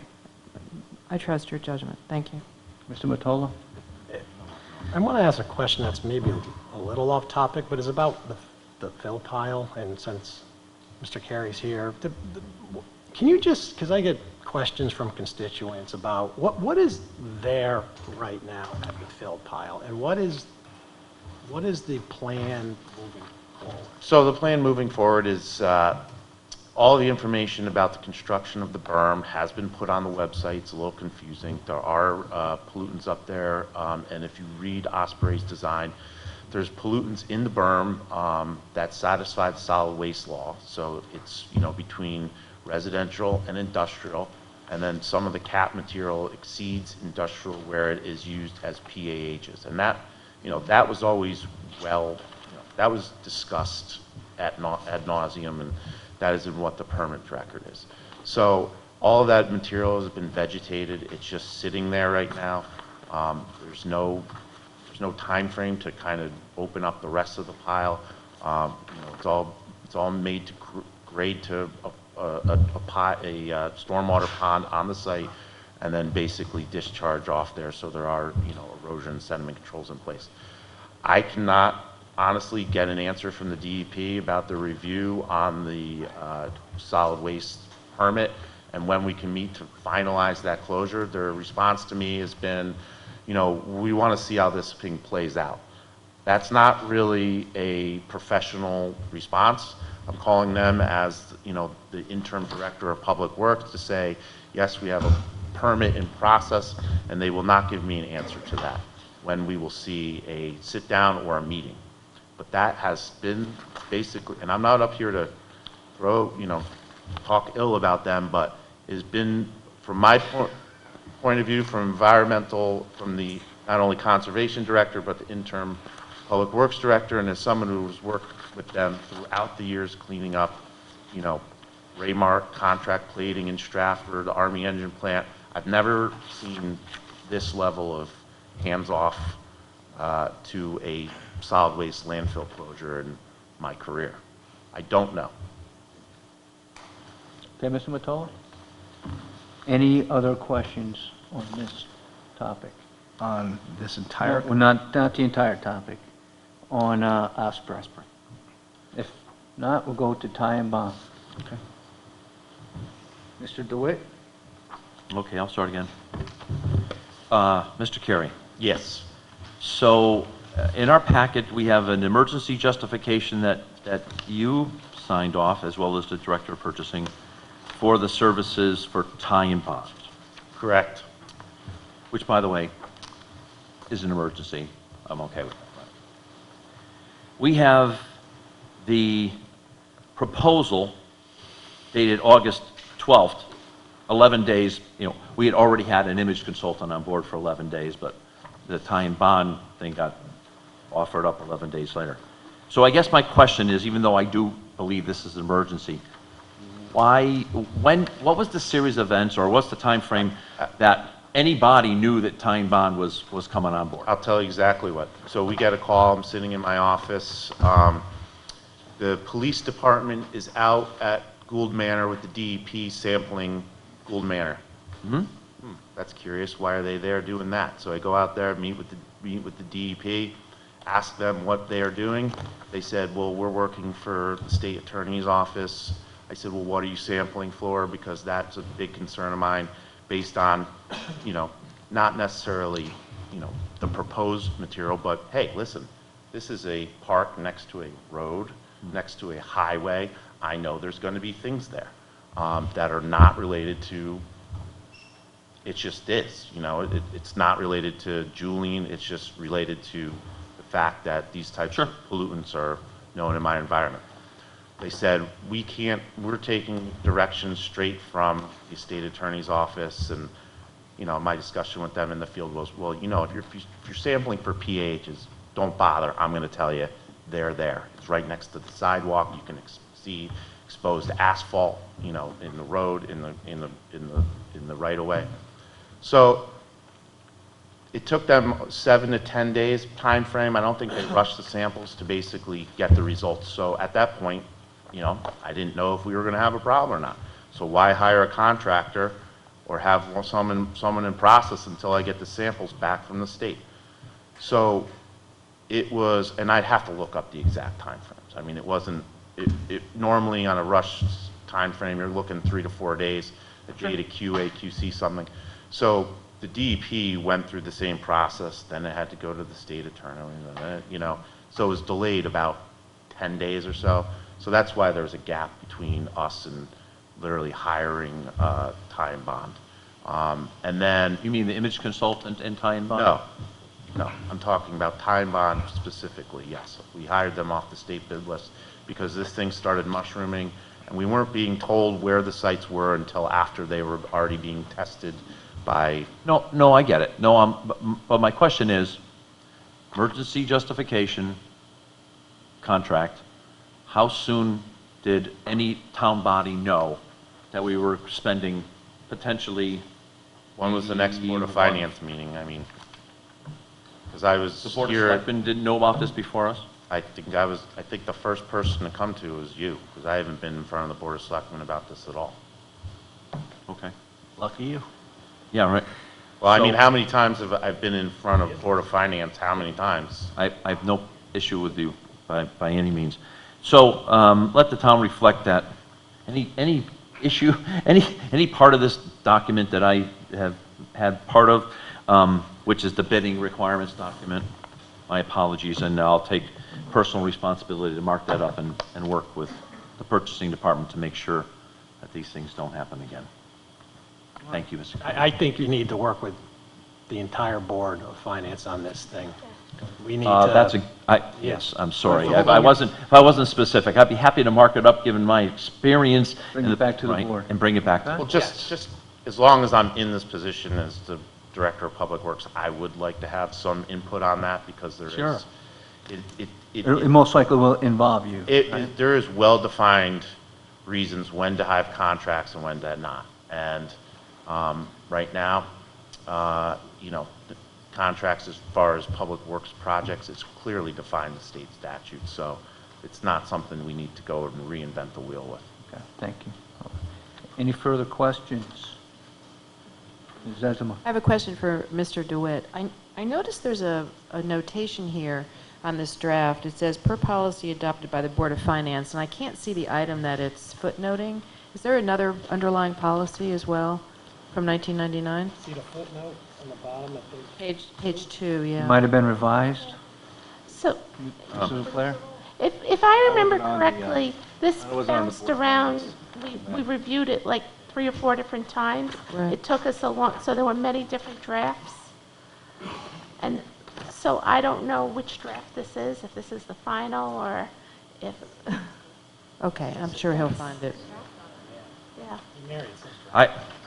I've not been on the board since 1999, but I'm not aware of any other.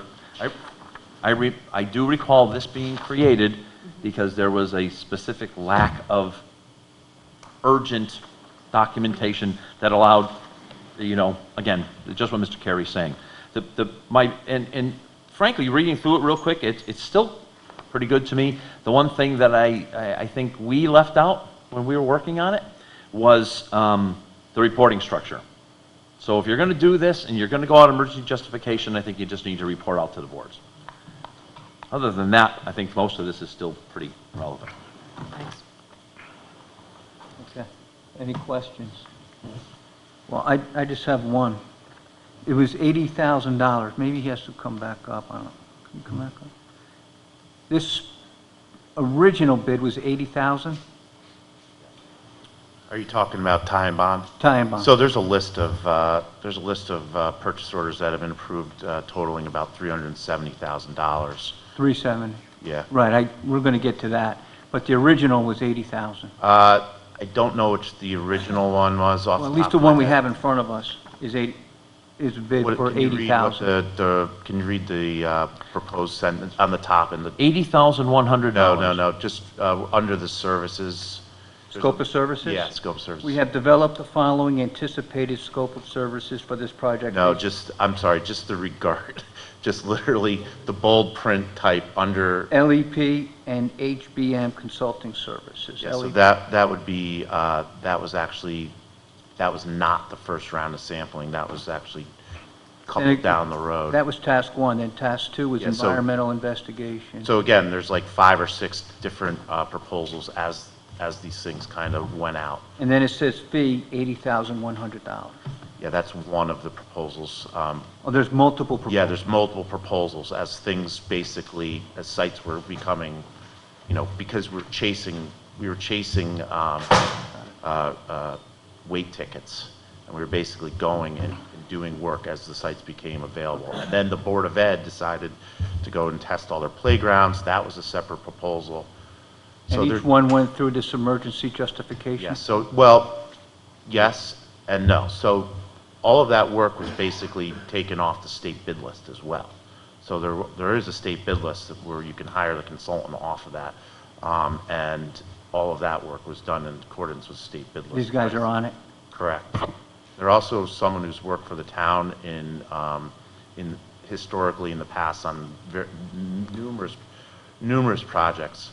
But currently, we have an request for qualifications that's going out that will supersede any of the work that's going on now for further work that needs to be done. Because honestly, we're kind of past the emergency phase on this. We really needed to get the remediation up and going and really identify a lot of the sites throughout town. Now there's this supplemental list that we're going to be working on, but we have enough data between the fill pile and just really from testing all these sites over town to say, you know, a lot of it is just, you know, low levels of materials, and you know, it's something that we're going to go out for RFQ, which at that point we'll be able to shortlist a group of consultants and get pricing from them from a site per site perspective. Now, the one thing that's hard about you know, environmental consulting, and I ran the brownfields program in Stratford for about 5 years, is that you're not looking at apples to apples. It's like going to the doctor. One doctor will be like, well, we need an MRI and an X-ray. The next doctor will be like, hey, I'll just give you some blood work, you know, and measuring those costs. So you really have to drill down and look at what's called a conceptual site model and the way they're building that and making sure you're getting the biggest bang for your buck. So the lowest bid is not always going to get you to where you go. If they have to say, I'm going to put in 1 boring, but in 2 weeks I need to put in 15 more. Yep, I understand. So it's hard to. So I'm confused now. So this was not the initial tie-in bond. It was. There's a. But you just said it wasn't the initial because there one come before this. So there's a spreadsheet of about 5 or 6 purchase orders that have been issued in total. And where are those emergency justifications? So I'm saying that there's not emergency justifications off that because we've utilized the state bid list contract to basically. We're still paying for it, are we not? Yes, but So Just because they're on the bid list doesn't mean they get to spend our money, as right? far as procurement is concerned, tie and bond is on the state bid list, which allows us to utilize their services off the state bid list without having to go out to bid for that, Okay, that I get professional that. service. I get that. So they issued a PO, Correct. right? That's what's happening. They're issuing POs. So basically, the internal way that we're managing this, or I'm managing this, is that every time we issue a proposal, I issue a purchase order with that. Once they send the invoice to me, the invoice has the purchase order, it goes against and gets encumbered against that purchase order, and it's paid directly to finance. Got it. There's numerous sites going on as this is expanded. Plus, they're also working as our remediation oversight contractor. So at the end of the day, when all these sites, when we determine what needs remediation and what can be closed out and cleaned up, they will be issuing us a report that will, you know, basically go on the shelf and say, yes, we dug out 400 tons of material at Gould Manor, we tested it, we backfilled it, and it's good to go. All right. So it's a process question again. Should this be going in front of the Board of Selectmen? I mean, this is well over a month, it's well over $10,000. I mean, can someone answer that question? I will bring it to the Board of Selectmen if it needs to go to the Board of Selectmen. Well, that's my right now. question. Does it have to go to the Board of Selectmen? We're issuing PO after PO, which we get. But I just want to make sure we're following the right process. If the process says we need to go in front of the Board of Selectmen, then that's what we need to do. It's not an emergency anymore. We're just working this through. So this phase of it, up to the number that we've spent, we've kind of said, yes, we need to get to the point where I can get the remediation going. Until, you know, the testing is good, all well and good, but until I can start addressing the contaminants that, you know, require remediation. All right. It was still. You have your job to do. My question is, does this have to go in front of the Board of Selectmen? And if not, why not? Per the charter, every contract or contractual arrangement should be approved by the Board of Selectmen.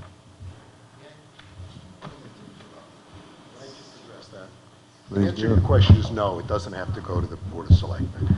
I'll tell you why. There's a couple of charter provisions. Our charter is not particularly artfully drawn, quite frankly. In my view, there's some conflicts. And you've been talking about one section of the charter, but if you look at section 12.8, 12.8? 12.8. Do we have that 12.8? I got it right here. How are we going to see it if we don't have it? Can't Pull it up. I can read you so it's 12.8, which is actually in the Board of Finance section, talks about the purchasing authority of the town. The first selectman and the purchasing agent, so Mike is the first selectman, the purchasing agent is Gerald Foley. Acting in conjunction shall be the general purchasing authority of the town. All supplies, materials, equipment, other commodities. Okay. We do, just so that the board knows, that's on the front page of this Oh, yeah. document. Other commodities, contracts for public works or services. Then it says other than professional services, which kind of leaves that, in my view, in limbo. But that being said, required by any department, office, agency, board, authority, or commission of the town, including the Board of Education, shall be purchased by the purchasing authority upon a requisition. So Mr. Carey, as the department head, needed this. He goes to the purchasing authority, which is Mike and Gerald Foley, and they purchase it. Now, they have procedures for bidding, but as Brian said, since this is on a bid list, it doesn't have to go out to bid, okay? So I'm sorry, since what's on a bid list? in this case, Ty and Bond was on a state bidding list. It doesn't actually, you don't have to do an RFP and solicit bids and post it. They can just, from what I understand, they can go.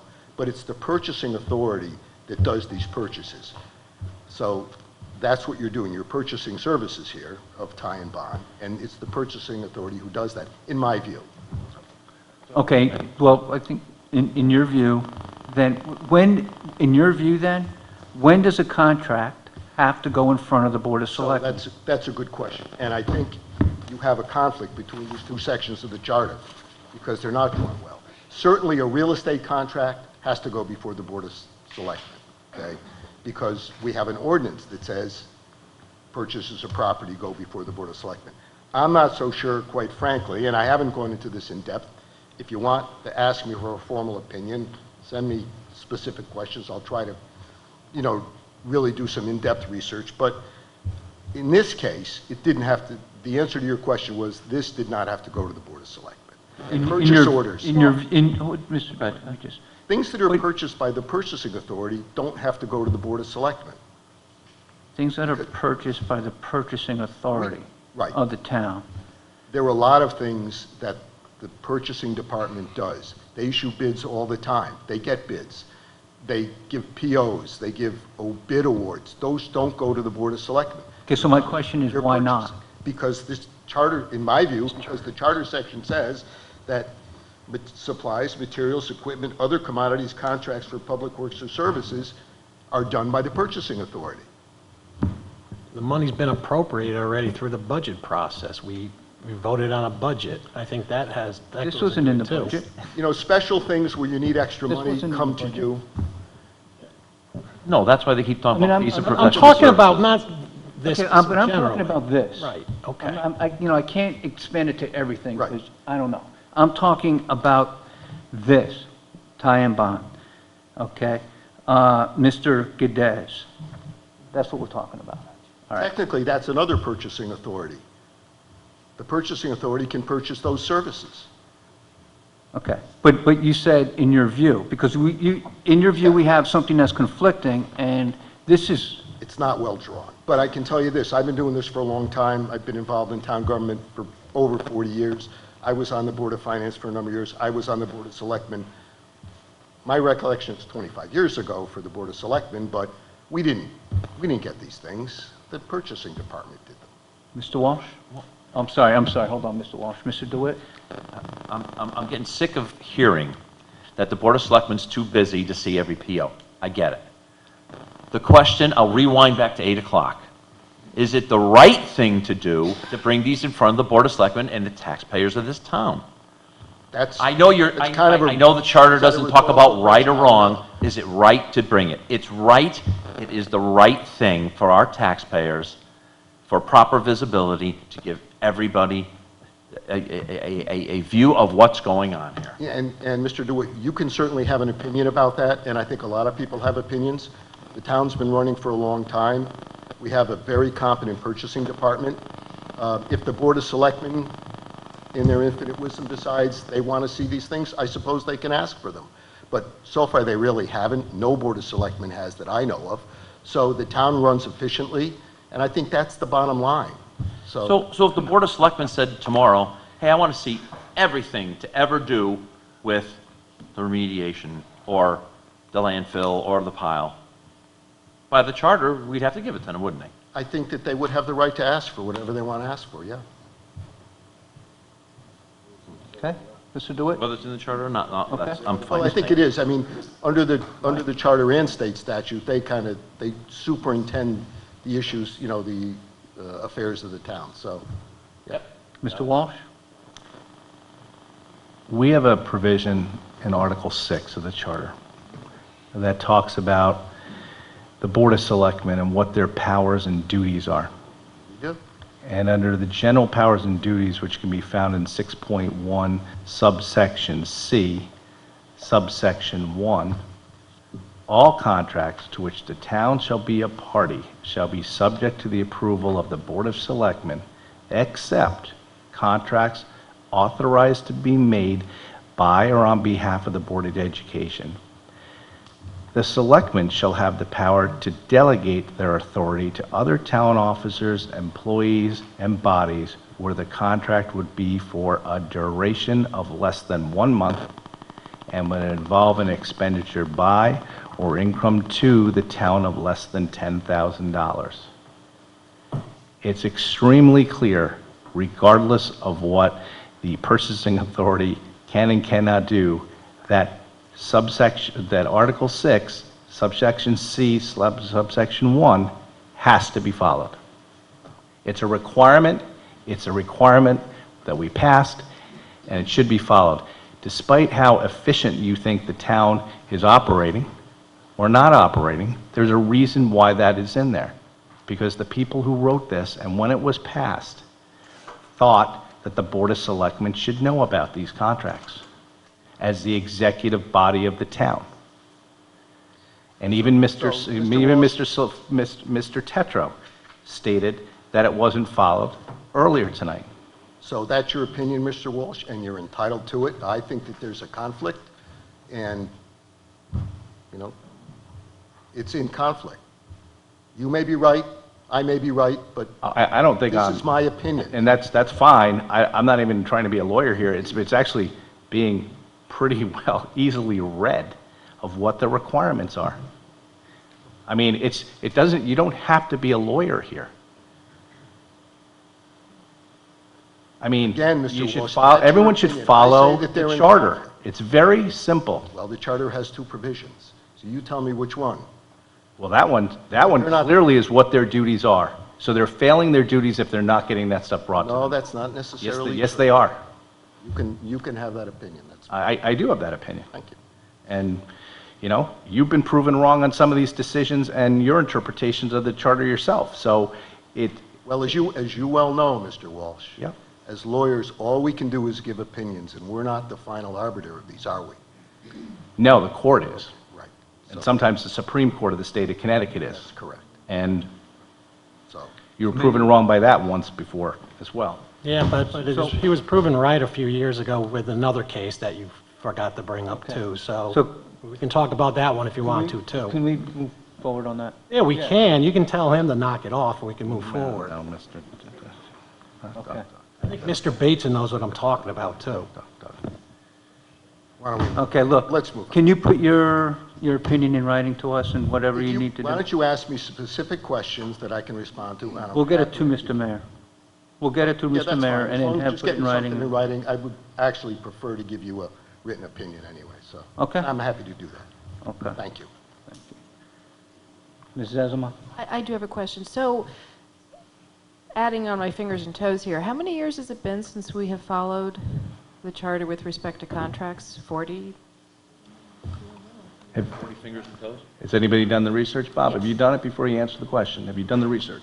Yes, sir. Okay, what is it? I've only done it back to 75. Okay. So my question is then, you know, thousands and thousands of contracts have been treated in a manner that we may, you know, opine is not according to the charter. What makes this contract so different then? Well, from a interest perspective, it's obviously different. But from a literal contract perspective, it's not different. But, so this concept of every contract needs to be approved by the Board of Selectmen, this is not new. This is something that's been out there. I've wondered about, Attorney Lesser's indicated that he thinks there's a conflict. I've heard that argument as well from him and others. The comment that Mr. Mottola made that, well, they get approved when they're in the board through the budget, but obviously, as Mr. Walsh pointed out, I think this wasn't, or Mr. Brown, this wasn't approved in a budget because it's a new cost. So basically, and the history books aren't real easy to follow, and there's not a lot of stuff. But we went back to what's interesting. There was not a contract revision made in 1992, but there was a contract revision committee held. And what's interesting about this, and this was one of the items in the minutes of that committee. And there's two things that are interesting in the minutes. When First Selectman Durrell asked about, I'm quoting here, asked about town contracts which are handled by other agencies, such as Board of Recreation, tennis contract, Historic Civic Center, et cetera. And she goes on and on. The interesting thing to me about this was two things. One, as you all know, and as Attorney Lesser just pointed out, the leases is the one thing that goes to the Board of Selectmen all the time. Then when she asked that question to the gentleman who was the chair at the time, was a guy named Mr. McCoy, said two things. He said that the word contracts needs to be further defined, but that his understanding with respect to leases is the CEO negotiates all leases and reports them to the RTM for informational purposes only. So what interests me about that, kind of intellectually, right, is the one thing that he kind of excluded is the only thing that we have going through. So,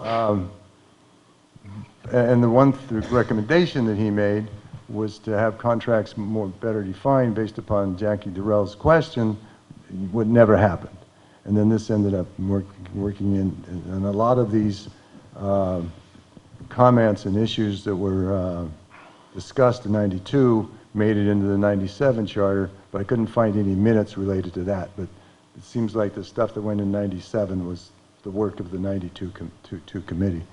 So what we also did we went back through minutes, Board of Selectmen minutes for sampled years, I think 1990 something, I forget what years, and to see what, how many contracts actually go through. And basically there's, every now and then there's a contract, but mostly not. And leases pretty consistently. But so, and then there's the other comment, like someone asked me earlier how many POs there are. Well, there's like 5,000 POs, but there wouldn't be 5,000 contracts because one contract, like Verizon Telephones or something, right, might have lots of POs. But I did work with Mr. Foley to say, okay, if we were to define contracts, and as we know, that a PO with an award letter is a contract. So legally is a contract, right? So there's formal contracts that are written up like lease contracts, and there's just contracts for purchases. And we think there's about 1,100 of those in the fiscal year ending June 30, 2019. So, so if all of those went to the Board of Selectmen, and if it wasn't just a perfunctory stamp, right, you'd have to go through what the bidding process was, what the algorithms were, what the spreadsheet looks like. I mean, it would just be, so that's the research I've done. And that's what I've come up with. And so back to 1992, and Mr. McCoy says it needs to be should be better defined, or when Mr. Durrell asked for definition, we're still there. Nowhere. Where are we? Well, we are, yeah. We're here. We're here. Mr. Walsh? So under the, Mr. Lesser's interpretation, thinking everything's okay, as long as it's a professional services contract, there's no limit, right, on dollar amount? That he can, that the purchasing authority could sign off on. So they could sign off on a contract for $20 million, and as long as it was signed off on, Well, I wouldn't then, allow then, that. then it's fine. I wouldn't allow that. I mean, Why wouldn't you allow basic- it? Well, because even though there's, as I think somebody pointed out earlier, professional services contracts aren't required, don't require bidding, we still, Mr. Foley and I are pretty insistent that unless it's an emergency, we try to make sure everything is bid and properly bid based upon dollar amounts. That's the really limiting thing. Like, I don't know the exact numbers, but under $3,000, you can just. But it doesn't have to go to the Board of Selectmen, as I'm saying, under that interpretation. Just the purchasing authority Yeah. can sign off on a $20 million contract, Yes, binding the yes, town based upon for years. practice- Based upon past practice and on Mr. Lesser's interpretation, yes. That's kind of a dangerous provision. I think, I mean, you could have somebody go rogue on this thing and bind us for $20 million for 5 years or 10 years or whatever. well, And there's the no, town cannot legally, is not legally bound to anything for more than a year. So So I think- that's, I mean, John probably knows So- more about that than I do, but. I think what we need to do as a town is, I think a way to alleviate our concerns is to pass a purchasing ordinance, which I don't think we have, because this provision here that you read, it does say, this requirement of approval by the Board of Selectmen shall not be construed to eliminate review by other persons or bodies were required by this charter by ordinance or by the general statute. So maybe the way to alleviate our concerns, and I agree with everybody, this is confusing, and Well, based upon my. I think that's something that we need Just to very work quickly, I mean, before I came to work for the town of Fairfield, I was retired, right? My younger kid went off to college, I had some fair time, and so here I am. And I've enjoyed my time here a lot, and I enjoy the honor of working for the town. But prior to when I retired, I was at corporate America. And I was in corporate America, and I worked for billion-dollar corporations as COO, CFO, CEO, all right? I've been written up in Forbes, I've been written up in Barron's, had a very successful career. The important part here is accountability and levels. In other words, when I was the CEO of a billion-dollar corporation, I did not want to see a $2,500 purchase order. But I might want to see 100,000. So now I understand also that this isn't a corporation. This is a town, it's a municipality. It has responsibility to its residents. So I'm not suggesting that you would incorporate corporate America philosophy and policies into our operations. But I do agree with Mr. Walsh, totally and absolutely, there should be levels of authority and approval. And there certainly should be levels where it's department head authority, it's CFO, it's budget director, it's controller, on up the line to the. you could codify something like that, though, Yes. Bob, in an That's ordinance. correct. in your example, Bob, you're talking about like having a board of directors, which might be the Board of Selectmen, Correct, exactly. who would have certain levels, which Right. would make sense, because when I write bylaws or operating agreements, that's exactly what all the partners want. They want to know that one person can't bind the entire organization on a whim. One person. So they set up levels of authority, and certain things have to go to certain levels. Exactly, and then it should be reasonable level, but you're absolutely right, absolutely right. Mrs. Leclerc?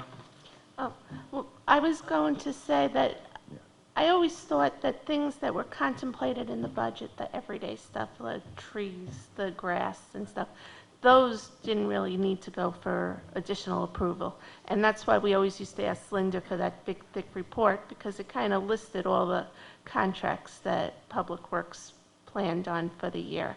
And then as we went to the computers, we got less and less detail. But it still kind of outlines that. And I think that was, I always thought anything that wasn't contemplated in the budget was coming back to other boards for approval. And I guess that's where I'm a little bit surprised that a lot of that stuff isn't. There's not a lot that gets, there's not a lot of situations like the Julian Pyle situation. There's very limited situations where it's not in the budget. But still, even if it's in the budget, you've approved the budget, you haven't approved the company, still at certain levels. Because even though it's in the budget, I think at a certain level, it still should be signed off by appropriate people. In other words, whether it's over, whatever the number is, whether it's 50,000 for the first selectman, 100,000, 25,000 for selectmen, 50,000 for the Board of Selectmen. I mean, yeah, I mean. Right. No, I agree. Okay, we ready to move on? We are going to Julian contracts. Who's going to speak to this? I think we talked about Julian, went out to bid. There ended up being one bidder. They ended up being the sole bidder. There was actually More than one. there was 3 bidders. Right. One didn't qualify and one pulled out. Left Julian. The bidding process, I think, went correctly. We found out later that the bond was not valid because even though the bond came with an attorney's letter, attorney's certification, and all the right documentation, the bonding company was not certified in the state of Connecticut, which is, I've not done the research myself, but it's my understanding that that would have made the bond invalid and not callable. And we've changed, as I think I've reported in the past, we've changed the processes and the policies in the accounting department, the purchasing department, so that, for that and some other, in other ways, of course, as well. So How many bonds were required with this bid? There's one bond, but there's one every year. So, I mean, in other words, it has to be renewed every year. That's the other thing we do. We make sure that it's properly renewed. Same with insurance. We make sure, purchasing departments make sure that insurance is renewed every year. So that's something we're doing now. But for this particular bid, right, we requested a bid bond? Yes. And then performance bond as well. And how much was the performance bond? Mr. Foley, do you know the answer to that question? 50,000. And how was that determined? Mr. Foley, why don't you come on up? right, while he's coming up, were those the only 2 bonds that were required for this bid? I think so, but Mr. Foley can Yeah, answer this question. that was a bid bond was required, and then a performance bond.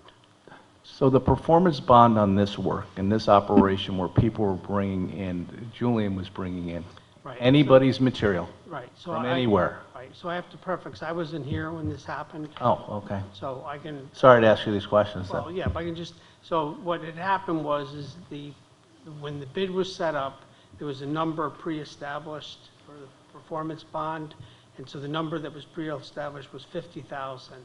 How that number was derived, I can't say, but that was the number that we went out to bid on. So the intent is that the company would submit a bid bond, and then upon award, they would submit a performance bond. The performance bond value was 50,000. Okay. Do you think, in your professional expertise, working other places and working for the town of Fairfield, that in regards to this contract, $50,000 was enough for a performance bond?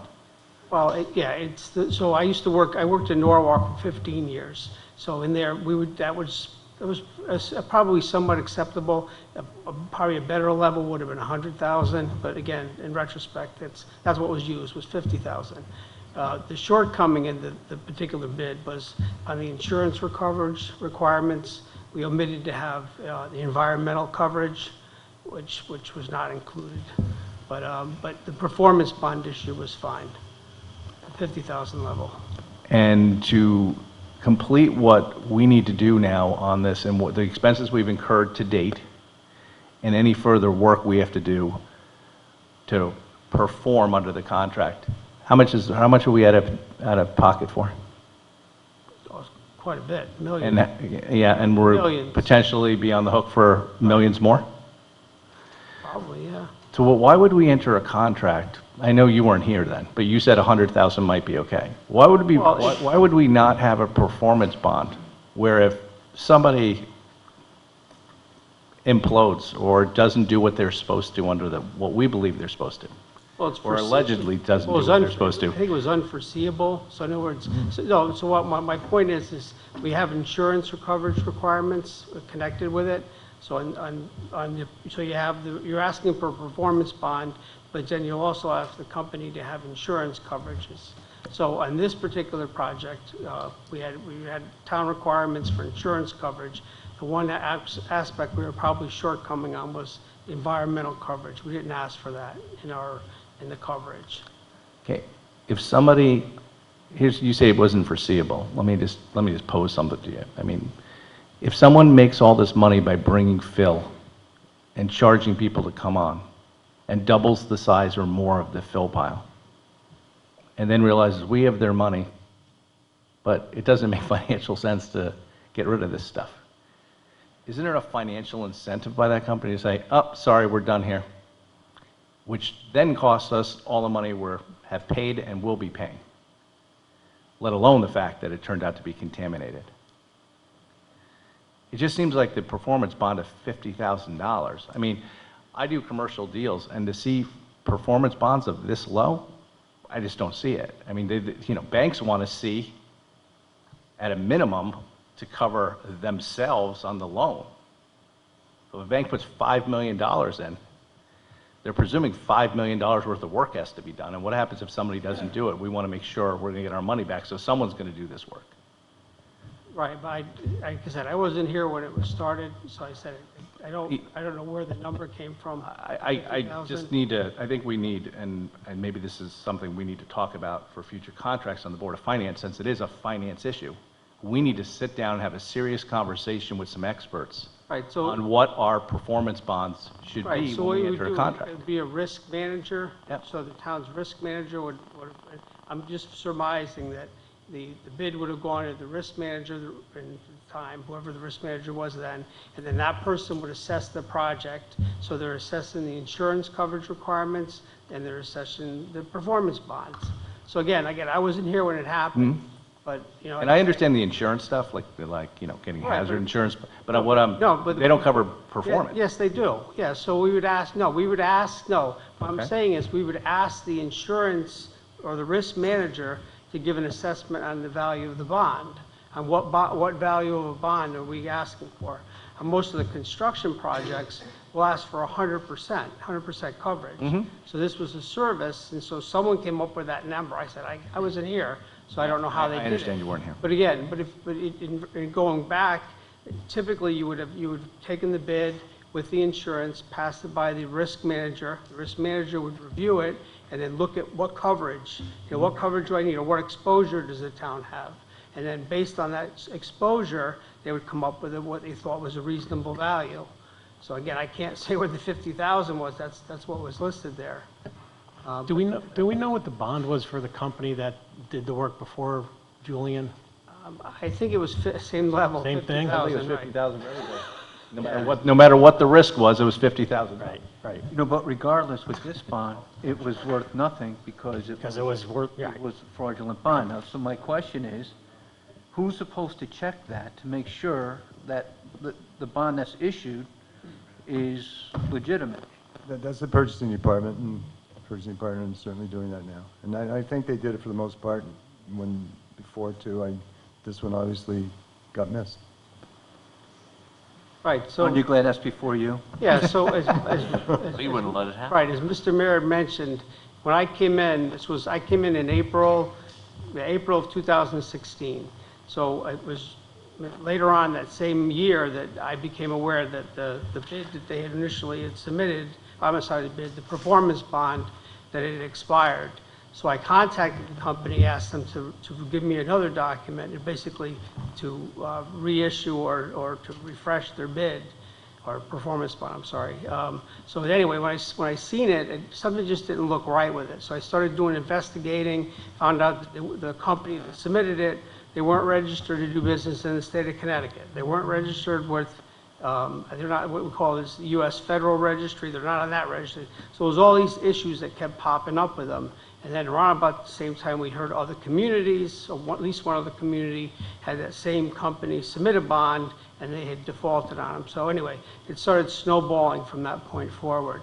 But since then, we've got in our bidding requirements, we say the company has to be registered to do business in the state of Connecticut. We have the Federal Registry, and there's a third or fourth requirement. I don't have them memorized, but I could read them off the slip. But anyway, since that, we've updated the requirements so that we're now going to be more in compliance or better coverage for the town. Okay. I think that's a good idea, but I also think that one of the questions that you have to check off is, has somebody verified how much it's going to cost to perform?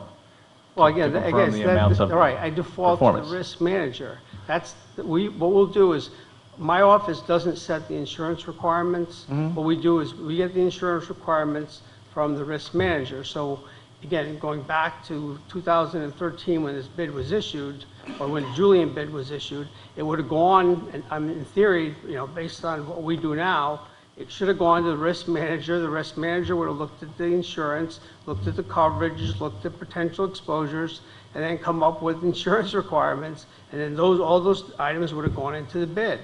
They didn't happen.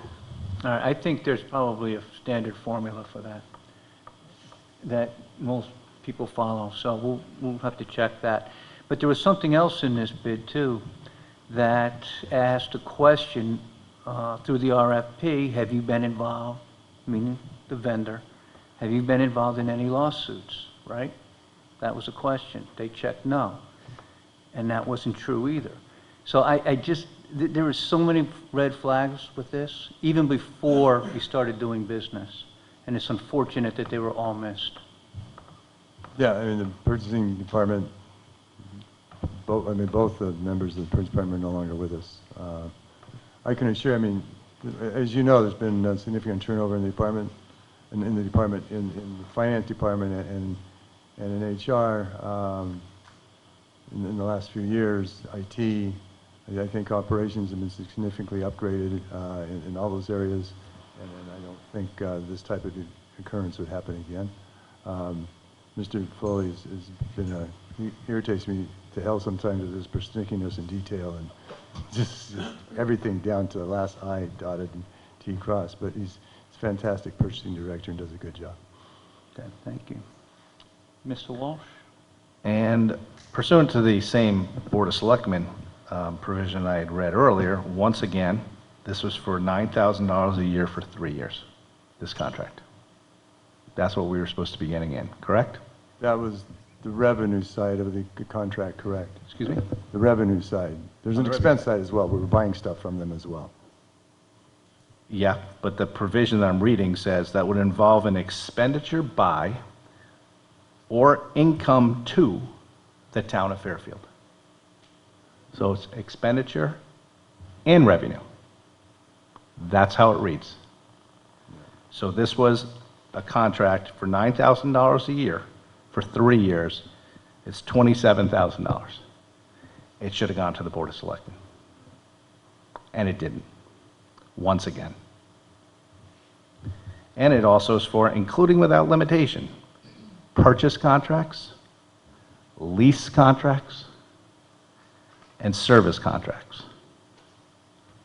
Yeah, no, we've had this discussion earlier, Mr. Walsh. I mean, that is there now. This contract, I think, also had a 30-day out clause, I think. I don't really remember for sure. There was no 30-day out clause in the contract? Yeah, I don't think it was a 3-year commitment. I think it could have been. Yeah, in the town's our general bidding requirements, we have a termination, 30-day termination clause. So to what Mr. Mayor is saying, that we could have terminated the contract in 30 days, 30-day notice. Okay, why didn't we cancel with Julian a lot earlier and wait till the end of the contract when we knew that they were not performing and that the size of the fill pile You're has absolutely more than doubled from what we had given them. I think did we extend the contract? We extended it 3 months after we didn't renew it, yes.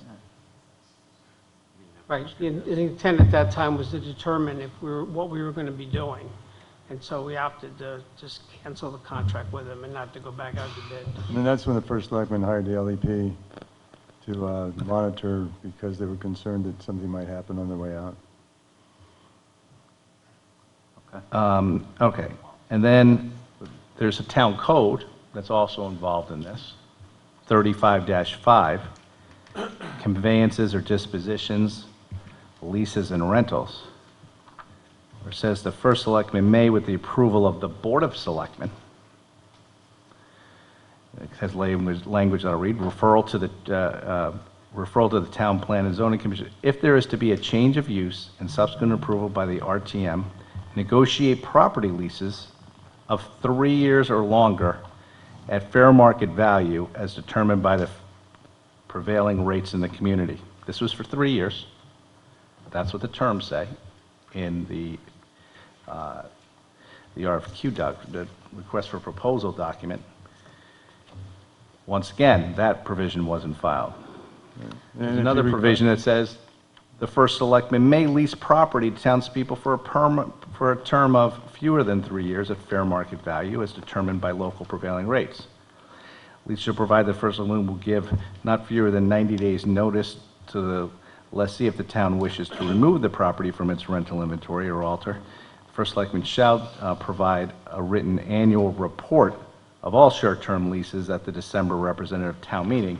When I look back, I never saw this fill pile contract on, despite the fact that long-term leases and short-term leases are on there, it's never been reported on. Right, if you remember, that issue was identified by the town finance department. Yep, you guys did it during your audit, internal audit. Did internal audit, brought it to everyone's attention, and that's how it got in the police report, and et cetera, et cetera. So I don't understand why there wasn't, based on the town code, and sure, why wasn't the lease component approved by the Board of Selectmen and RTM? You correctly pointed out, Bob, during the internal audit that we never collected any type of COLA increase. That was also found. And what protocols are we going to have to prevent this from happening in the future, I guess? Well, what we're doing, the problem was the information didn't make it out of purchasing, Okay, and that's not a problem anymore. okay. But that's not a problem because we have a competent purchasing director It's a- here? Or is there It's a processes that policy. say we have to? We continually upgrade our policies, The process. yes. Okay, good. Any further questions on this subject? I do have, if anybody else has any of the things that I've talked about, I have one more other question I have, area of questioning. Okay, Mr. Walsh? Okay, so the request for proposals, does the town consider that to be a contract? Was that what I'm led to believe? Well, yeah, so what we would, you're talking about the Julian one? Yes. All right, so what we had in this one, it would be the town's request for proposal. We have the bidding submitter or the proposal submission document, and then we have the award letter. Those, in this particular instance, we consider those to be the contract with Julian. Okay. Do they go to the town attorney, either of these two documents, for review? Yeah, well, I wasn't here when that particular document went out, but yeah, so now we would typically take the well, I wouldn't say the RFP per se, but taking a step back, we would have the RFP would be circulated internally, so that would go to, I think I was telling you, the risk manager. But those three documents you mentioned, no, those would not go to the town attorney. Those are the three that you have listed Okay, right now. they don't go now, or they do go now? No, they don't go now. They don't go now? No. No, they don't go now? No. Okay, so you use these request for proposal terms, I know you weren't here, All right. so you don't know who drafted these, right? You don't know who drafted this request for proposal? You're talking again, Julian? Yes, the Julian one. So the Julian one, it would have been a collaborative effort between Phil Ryan and Twig Holland. Okay. So we have a contract that we want to get into, and we're going to call it a request for proposals, right? And we kind of now have an environmental kind of nightmare down there, right, that ended up happening, correct? Correct. Yeah. So nowhere in this request for proposal is there where we need to recognize that when you have people bring in stuff from construction zones, and we're letting Julian control the site, Right. control the weighing of it, Right. control what comes in, they're looking at it, Right. that, But this contract is currently the subject of litigation, and I would just caution you on discussing it or making comments or... well, while you're up here, Stan, It's a good idea. have you've read this, right? But I'm not, Right. I'm not going to comment on it. Well, Well, it's about- I think your you would be happy with the way this is with no environmental language in here? No comment. Okay. And I would I'm going suggest- to I would- comment. Okay, well, I'm... I'm going to comment. I'm cautioning It's Mr. odd Walsh. seeing no I'm environmental cautioning language you in here. Not to Yeah. comment. Okay. And I will also let you know, I did a simple closing last week for a company buying a residential house just to redo the house. Maybe put $60,000, $70,000 in it. We did a loan for that. My client took out a loan.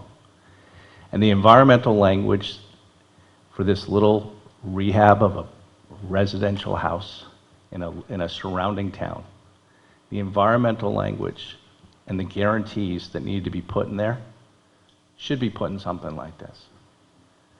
I think the town's got to take a real hard look about jobs we're doing, contracts we're doing, what liability can potentially be if someone doesn't hold up their end of the bargain, having personal guarantees from owners of businesses, like my two clients were. Not only their LLC bought it, the property, they had to personally guarantee that if any environmental thing went wrong, they could sue them personally and their assets would be at stake. When I read this and I don't see any of that, Right. it's extremely Right, as I concerning. mentioned, like I And it should said- really go to the, Well, no, I really that's- think it should go to the town attorney from Right. now on, because well- somebody needs to recognize these risks. Yeah, well, on that particular one, like I said, it should have gone to the risk manager, because the risk manager would be assessing. Well, that particular contract should have gone to the risk manager. I don't know if it Right. did. There's nothing in the documents to indicate that. Also, that one should have gone to the town attorney, because it was a lease. Exactly. Yeah, so that one definitely It's should, not a contract. that one, no, it is. Oh, a it's an contract. RFP. No, it's a contract. And it should have gone, it should have gone to the town attorney. It's a contract. And it should have been turned into what I called in the earlier discussion, a formal contract, as is a written document that would have been properly managed and It actually says that in here,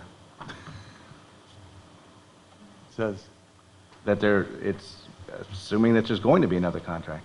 yeah. Yeah, But- but there should have been. And what's the process to prevent this from happening now?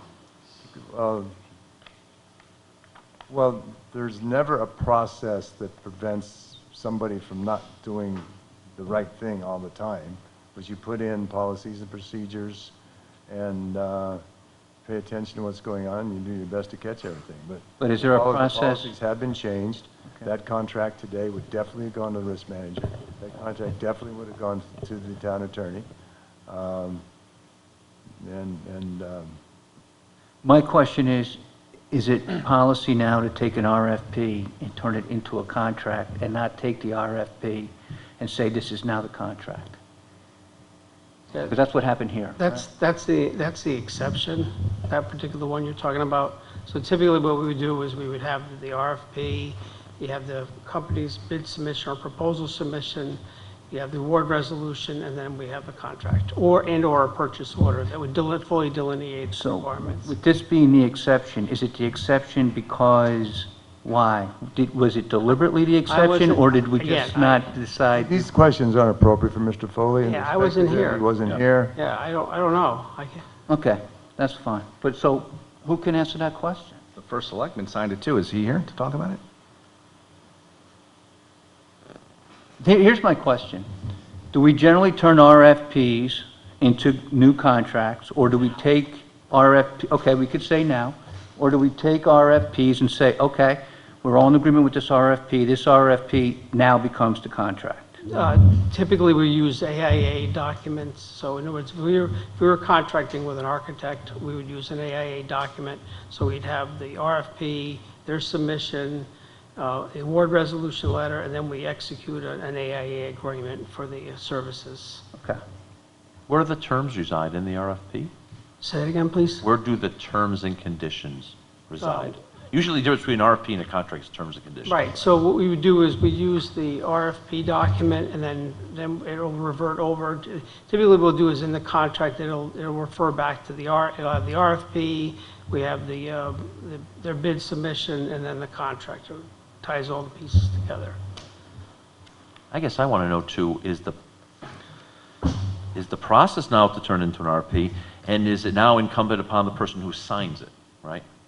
Whole Sarbanes-Oxley thing, right? The guy at the top, you just said, you know, all your accolades from business.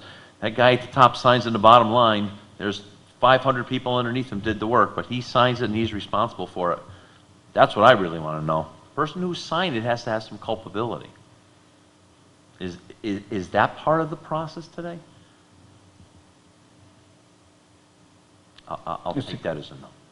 I really don't understand the question. No, it's obviously part of the process. Oh, okay. You guys are making it part of the process. The Board of Selectmen is making it part of the process. It's Okay. obviously part of the process. So the signers are culpable. Excellent. Okay, any further? I just want to get an answer out of the first selectman, if you can come up in regards to this RFP.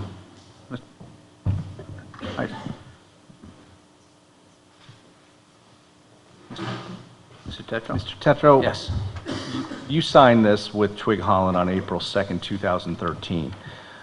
Why was this signed if it had not gone to the town attorney or risk management, as was discussed a couple of minutes ago? Yeah, I'm not sure it didn't go to risk management. All right? Okay. When this came up in October of 2016, I sat down with Mr. Foley and said, let's look at everything about this Julian transaction. And let's go back and review all of our procedures, from bonds to validating the stuff to also determining, you know, is 50,000 enough? And what makes that the right number and who decides that? So Mr. Foley and I sat down and came up with a whole series of points of things that we needed to change as we looked at this to make sure that this Julian situation never, ever happened again. Okay. Did you ask the previous risk manager whether she had ever reviewed this contract, or this RFP, excuse me, that is now acting as a contract? I did not. Did you ask the new risk manager to look back whether there's any emails or whether there's any file in their department in regards to whether this is reviewed by risk management? I asked Mr. Foley to go back and review each point in that, and we sat down and did that review. Okay, and did he find that they did or didn't do it, or never received it, or signed off on it? That was 3 years ago. I'm going to have to ask him since he's here.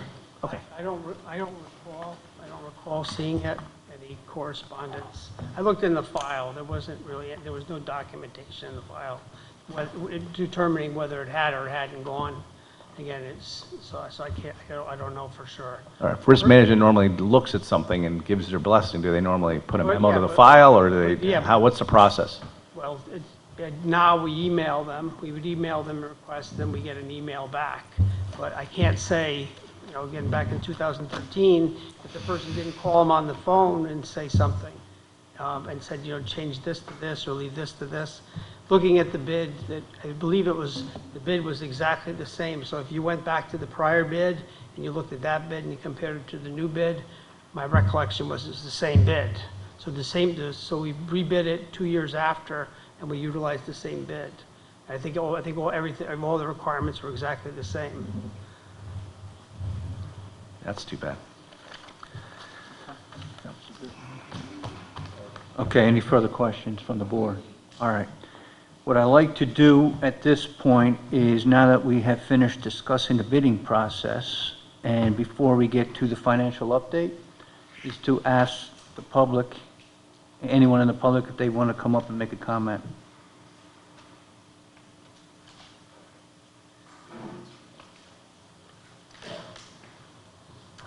Pamela Iacono, I reside at 68 Fife Road in Fairfield. I also happen to be a member of the RTM. I think it's fairly obvious that all of these processes are very clearly laid out. The fact is that you have a purchasing authority and the town charter. To me, it's very clear that once you get your contract through the RFP, that if it meets the terms in the charter, then it goes to the Board of Selectmen. So I don't understand some of these comments about things being conflicted. You got it, you had an RFP, it just turned into a contract. It's very clear. It then meets the terms of what it says in the charter, and then it needs to go to the Board of Selectmen. So all of this discussion about things being in conflict, I'm just not seeing it. It doesn't take a lawyer to read that. It's very plain, it's very simple.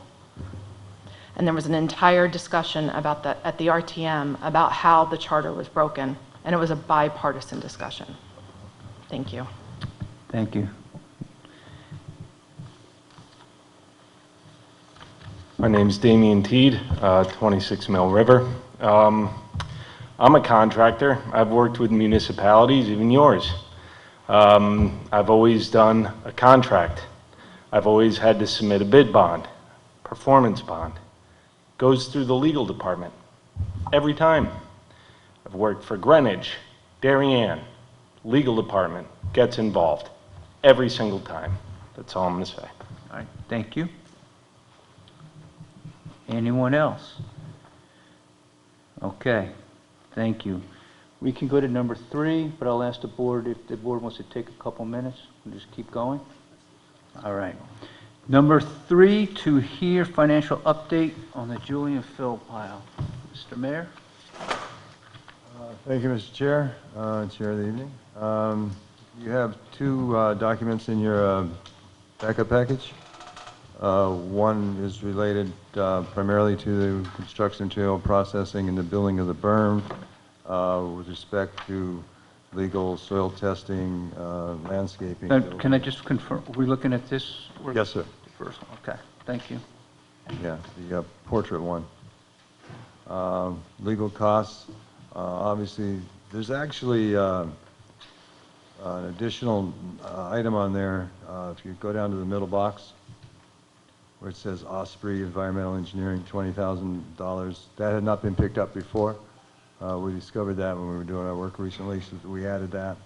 The legal expenses are through current when this document was developed, and so our total cost year to date on that process is $955,675.16.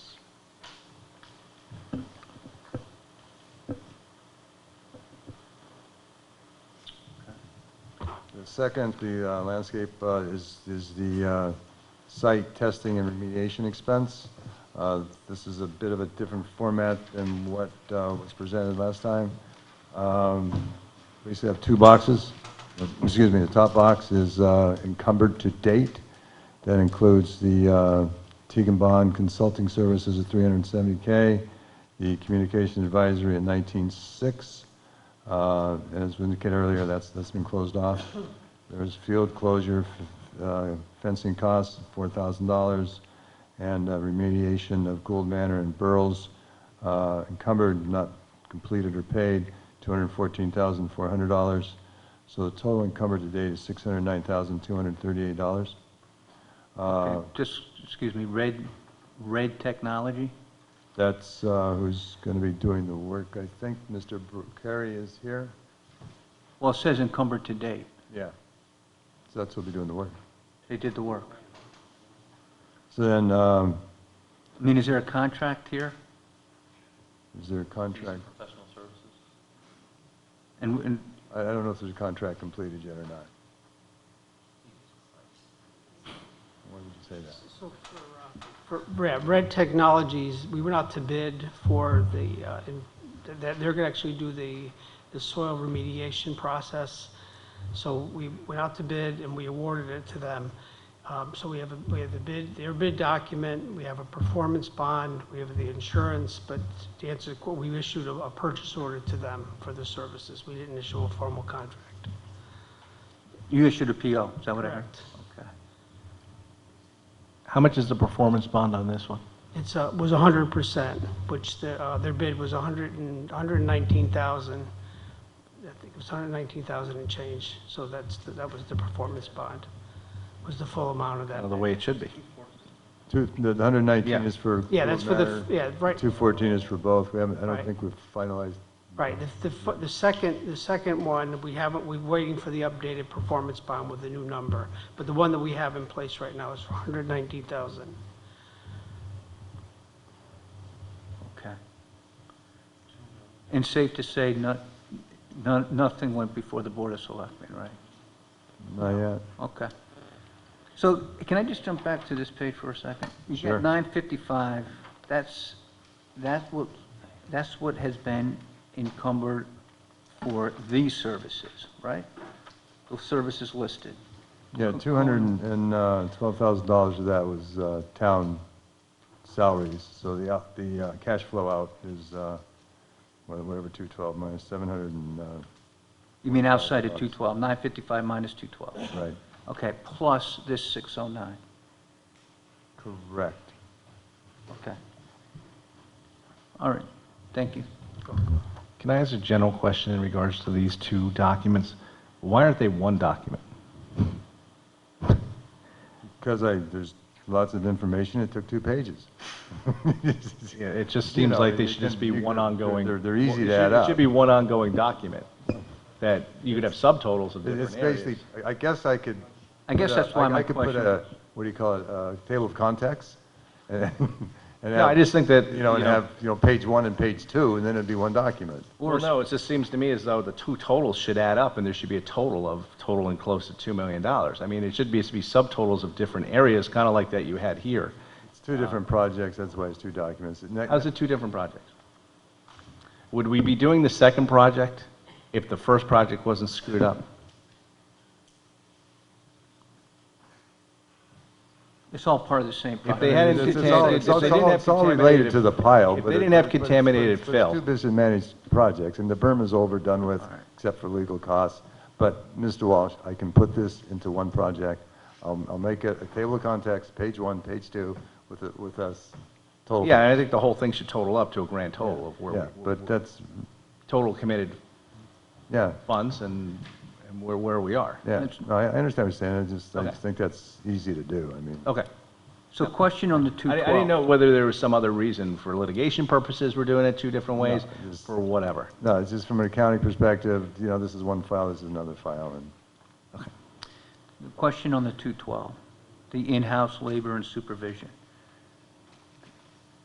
How do we know it's 212? What was the work behind that? we kept track of the employees' hours. That was the $8,000 difference.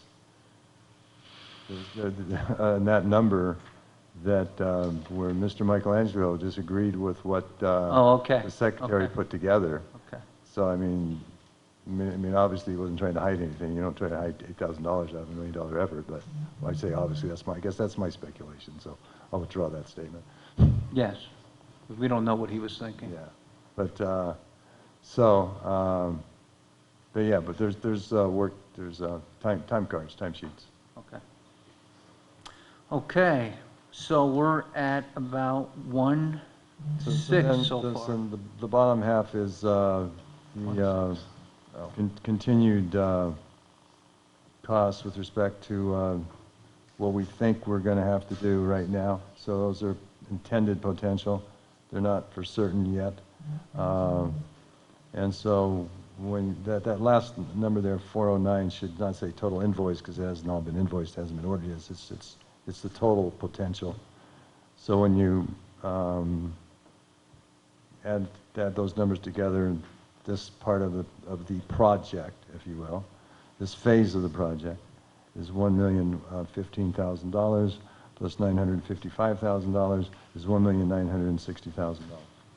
$1,960,000. Do we think that this is going to be the total?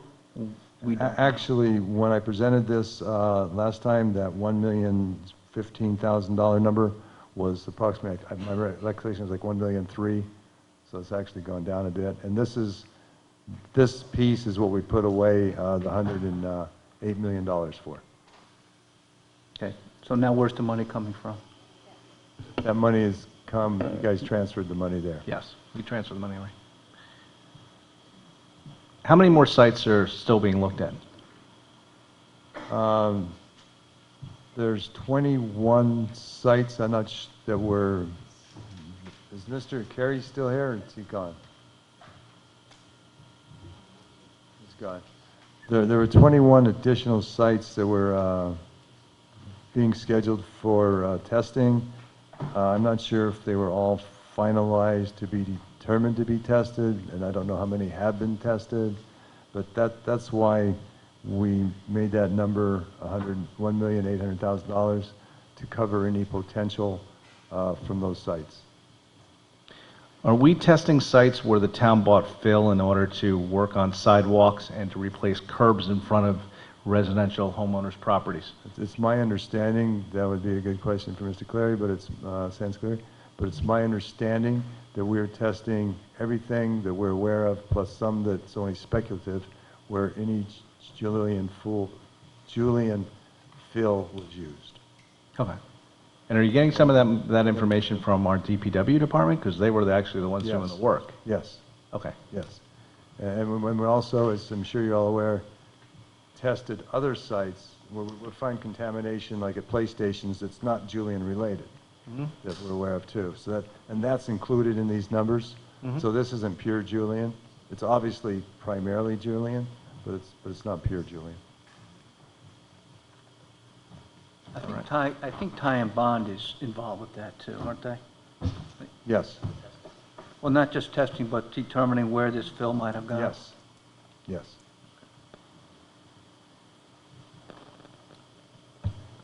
Any further questions on the financial summary? Okay. So we're on the last item of the agenda, to hear status report from Audit Subcommittee on fill pile audit work and update on annual audit. Mrs. LeClaire? I don't have too much to report. The audit committee did meet once, and we're scheduled to meet again in about a week or two. So if John and Jim want to add anything to what I have to say.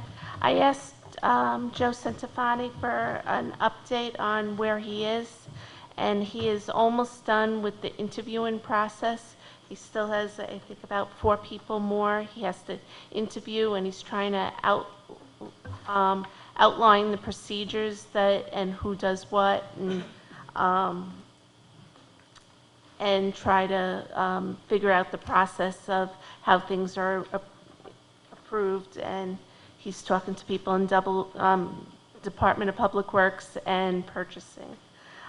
He's also pulled invoices. He's completed 2017, and he's still looking at invoices in 2018 and 19. As far as our audit committee meeting, we talked about both issues, and we had a nice discussion with our internal auditor, Connie Saxel, and she gave us an update of that in the current year she's done about 10 audits, and she does a lot of other reconciliations and procedures during the year to assist Bob in the finance department. So I thought that discussion was very helpful, and I think the Board of Finance should consider having her come back maybe in January to give us an update on the audits she has done for the year, because I think that would be informative to us. Okay, Mr. Mayor, we can make that happen, right? Anything else? Mr. Mottola, do you have anything to add? No, I think we're supposed to meet next Tuesday, right, at 6:30? Yep, okay. Ms. Ezema? Are these meetings publicly noticed? Yes. Okay, so they can be attended by Anybody? Great, thanks. Okay. Thank you, Mrs. Leclerc. Before we close, I offer public comment? Bruno? Just comment.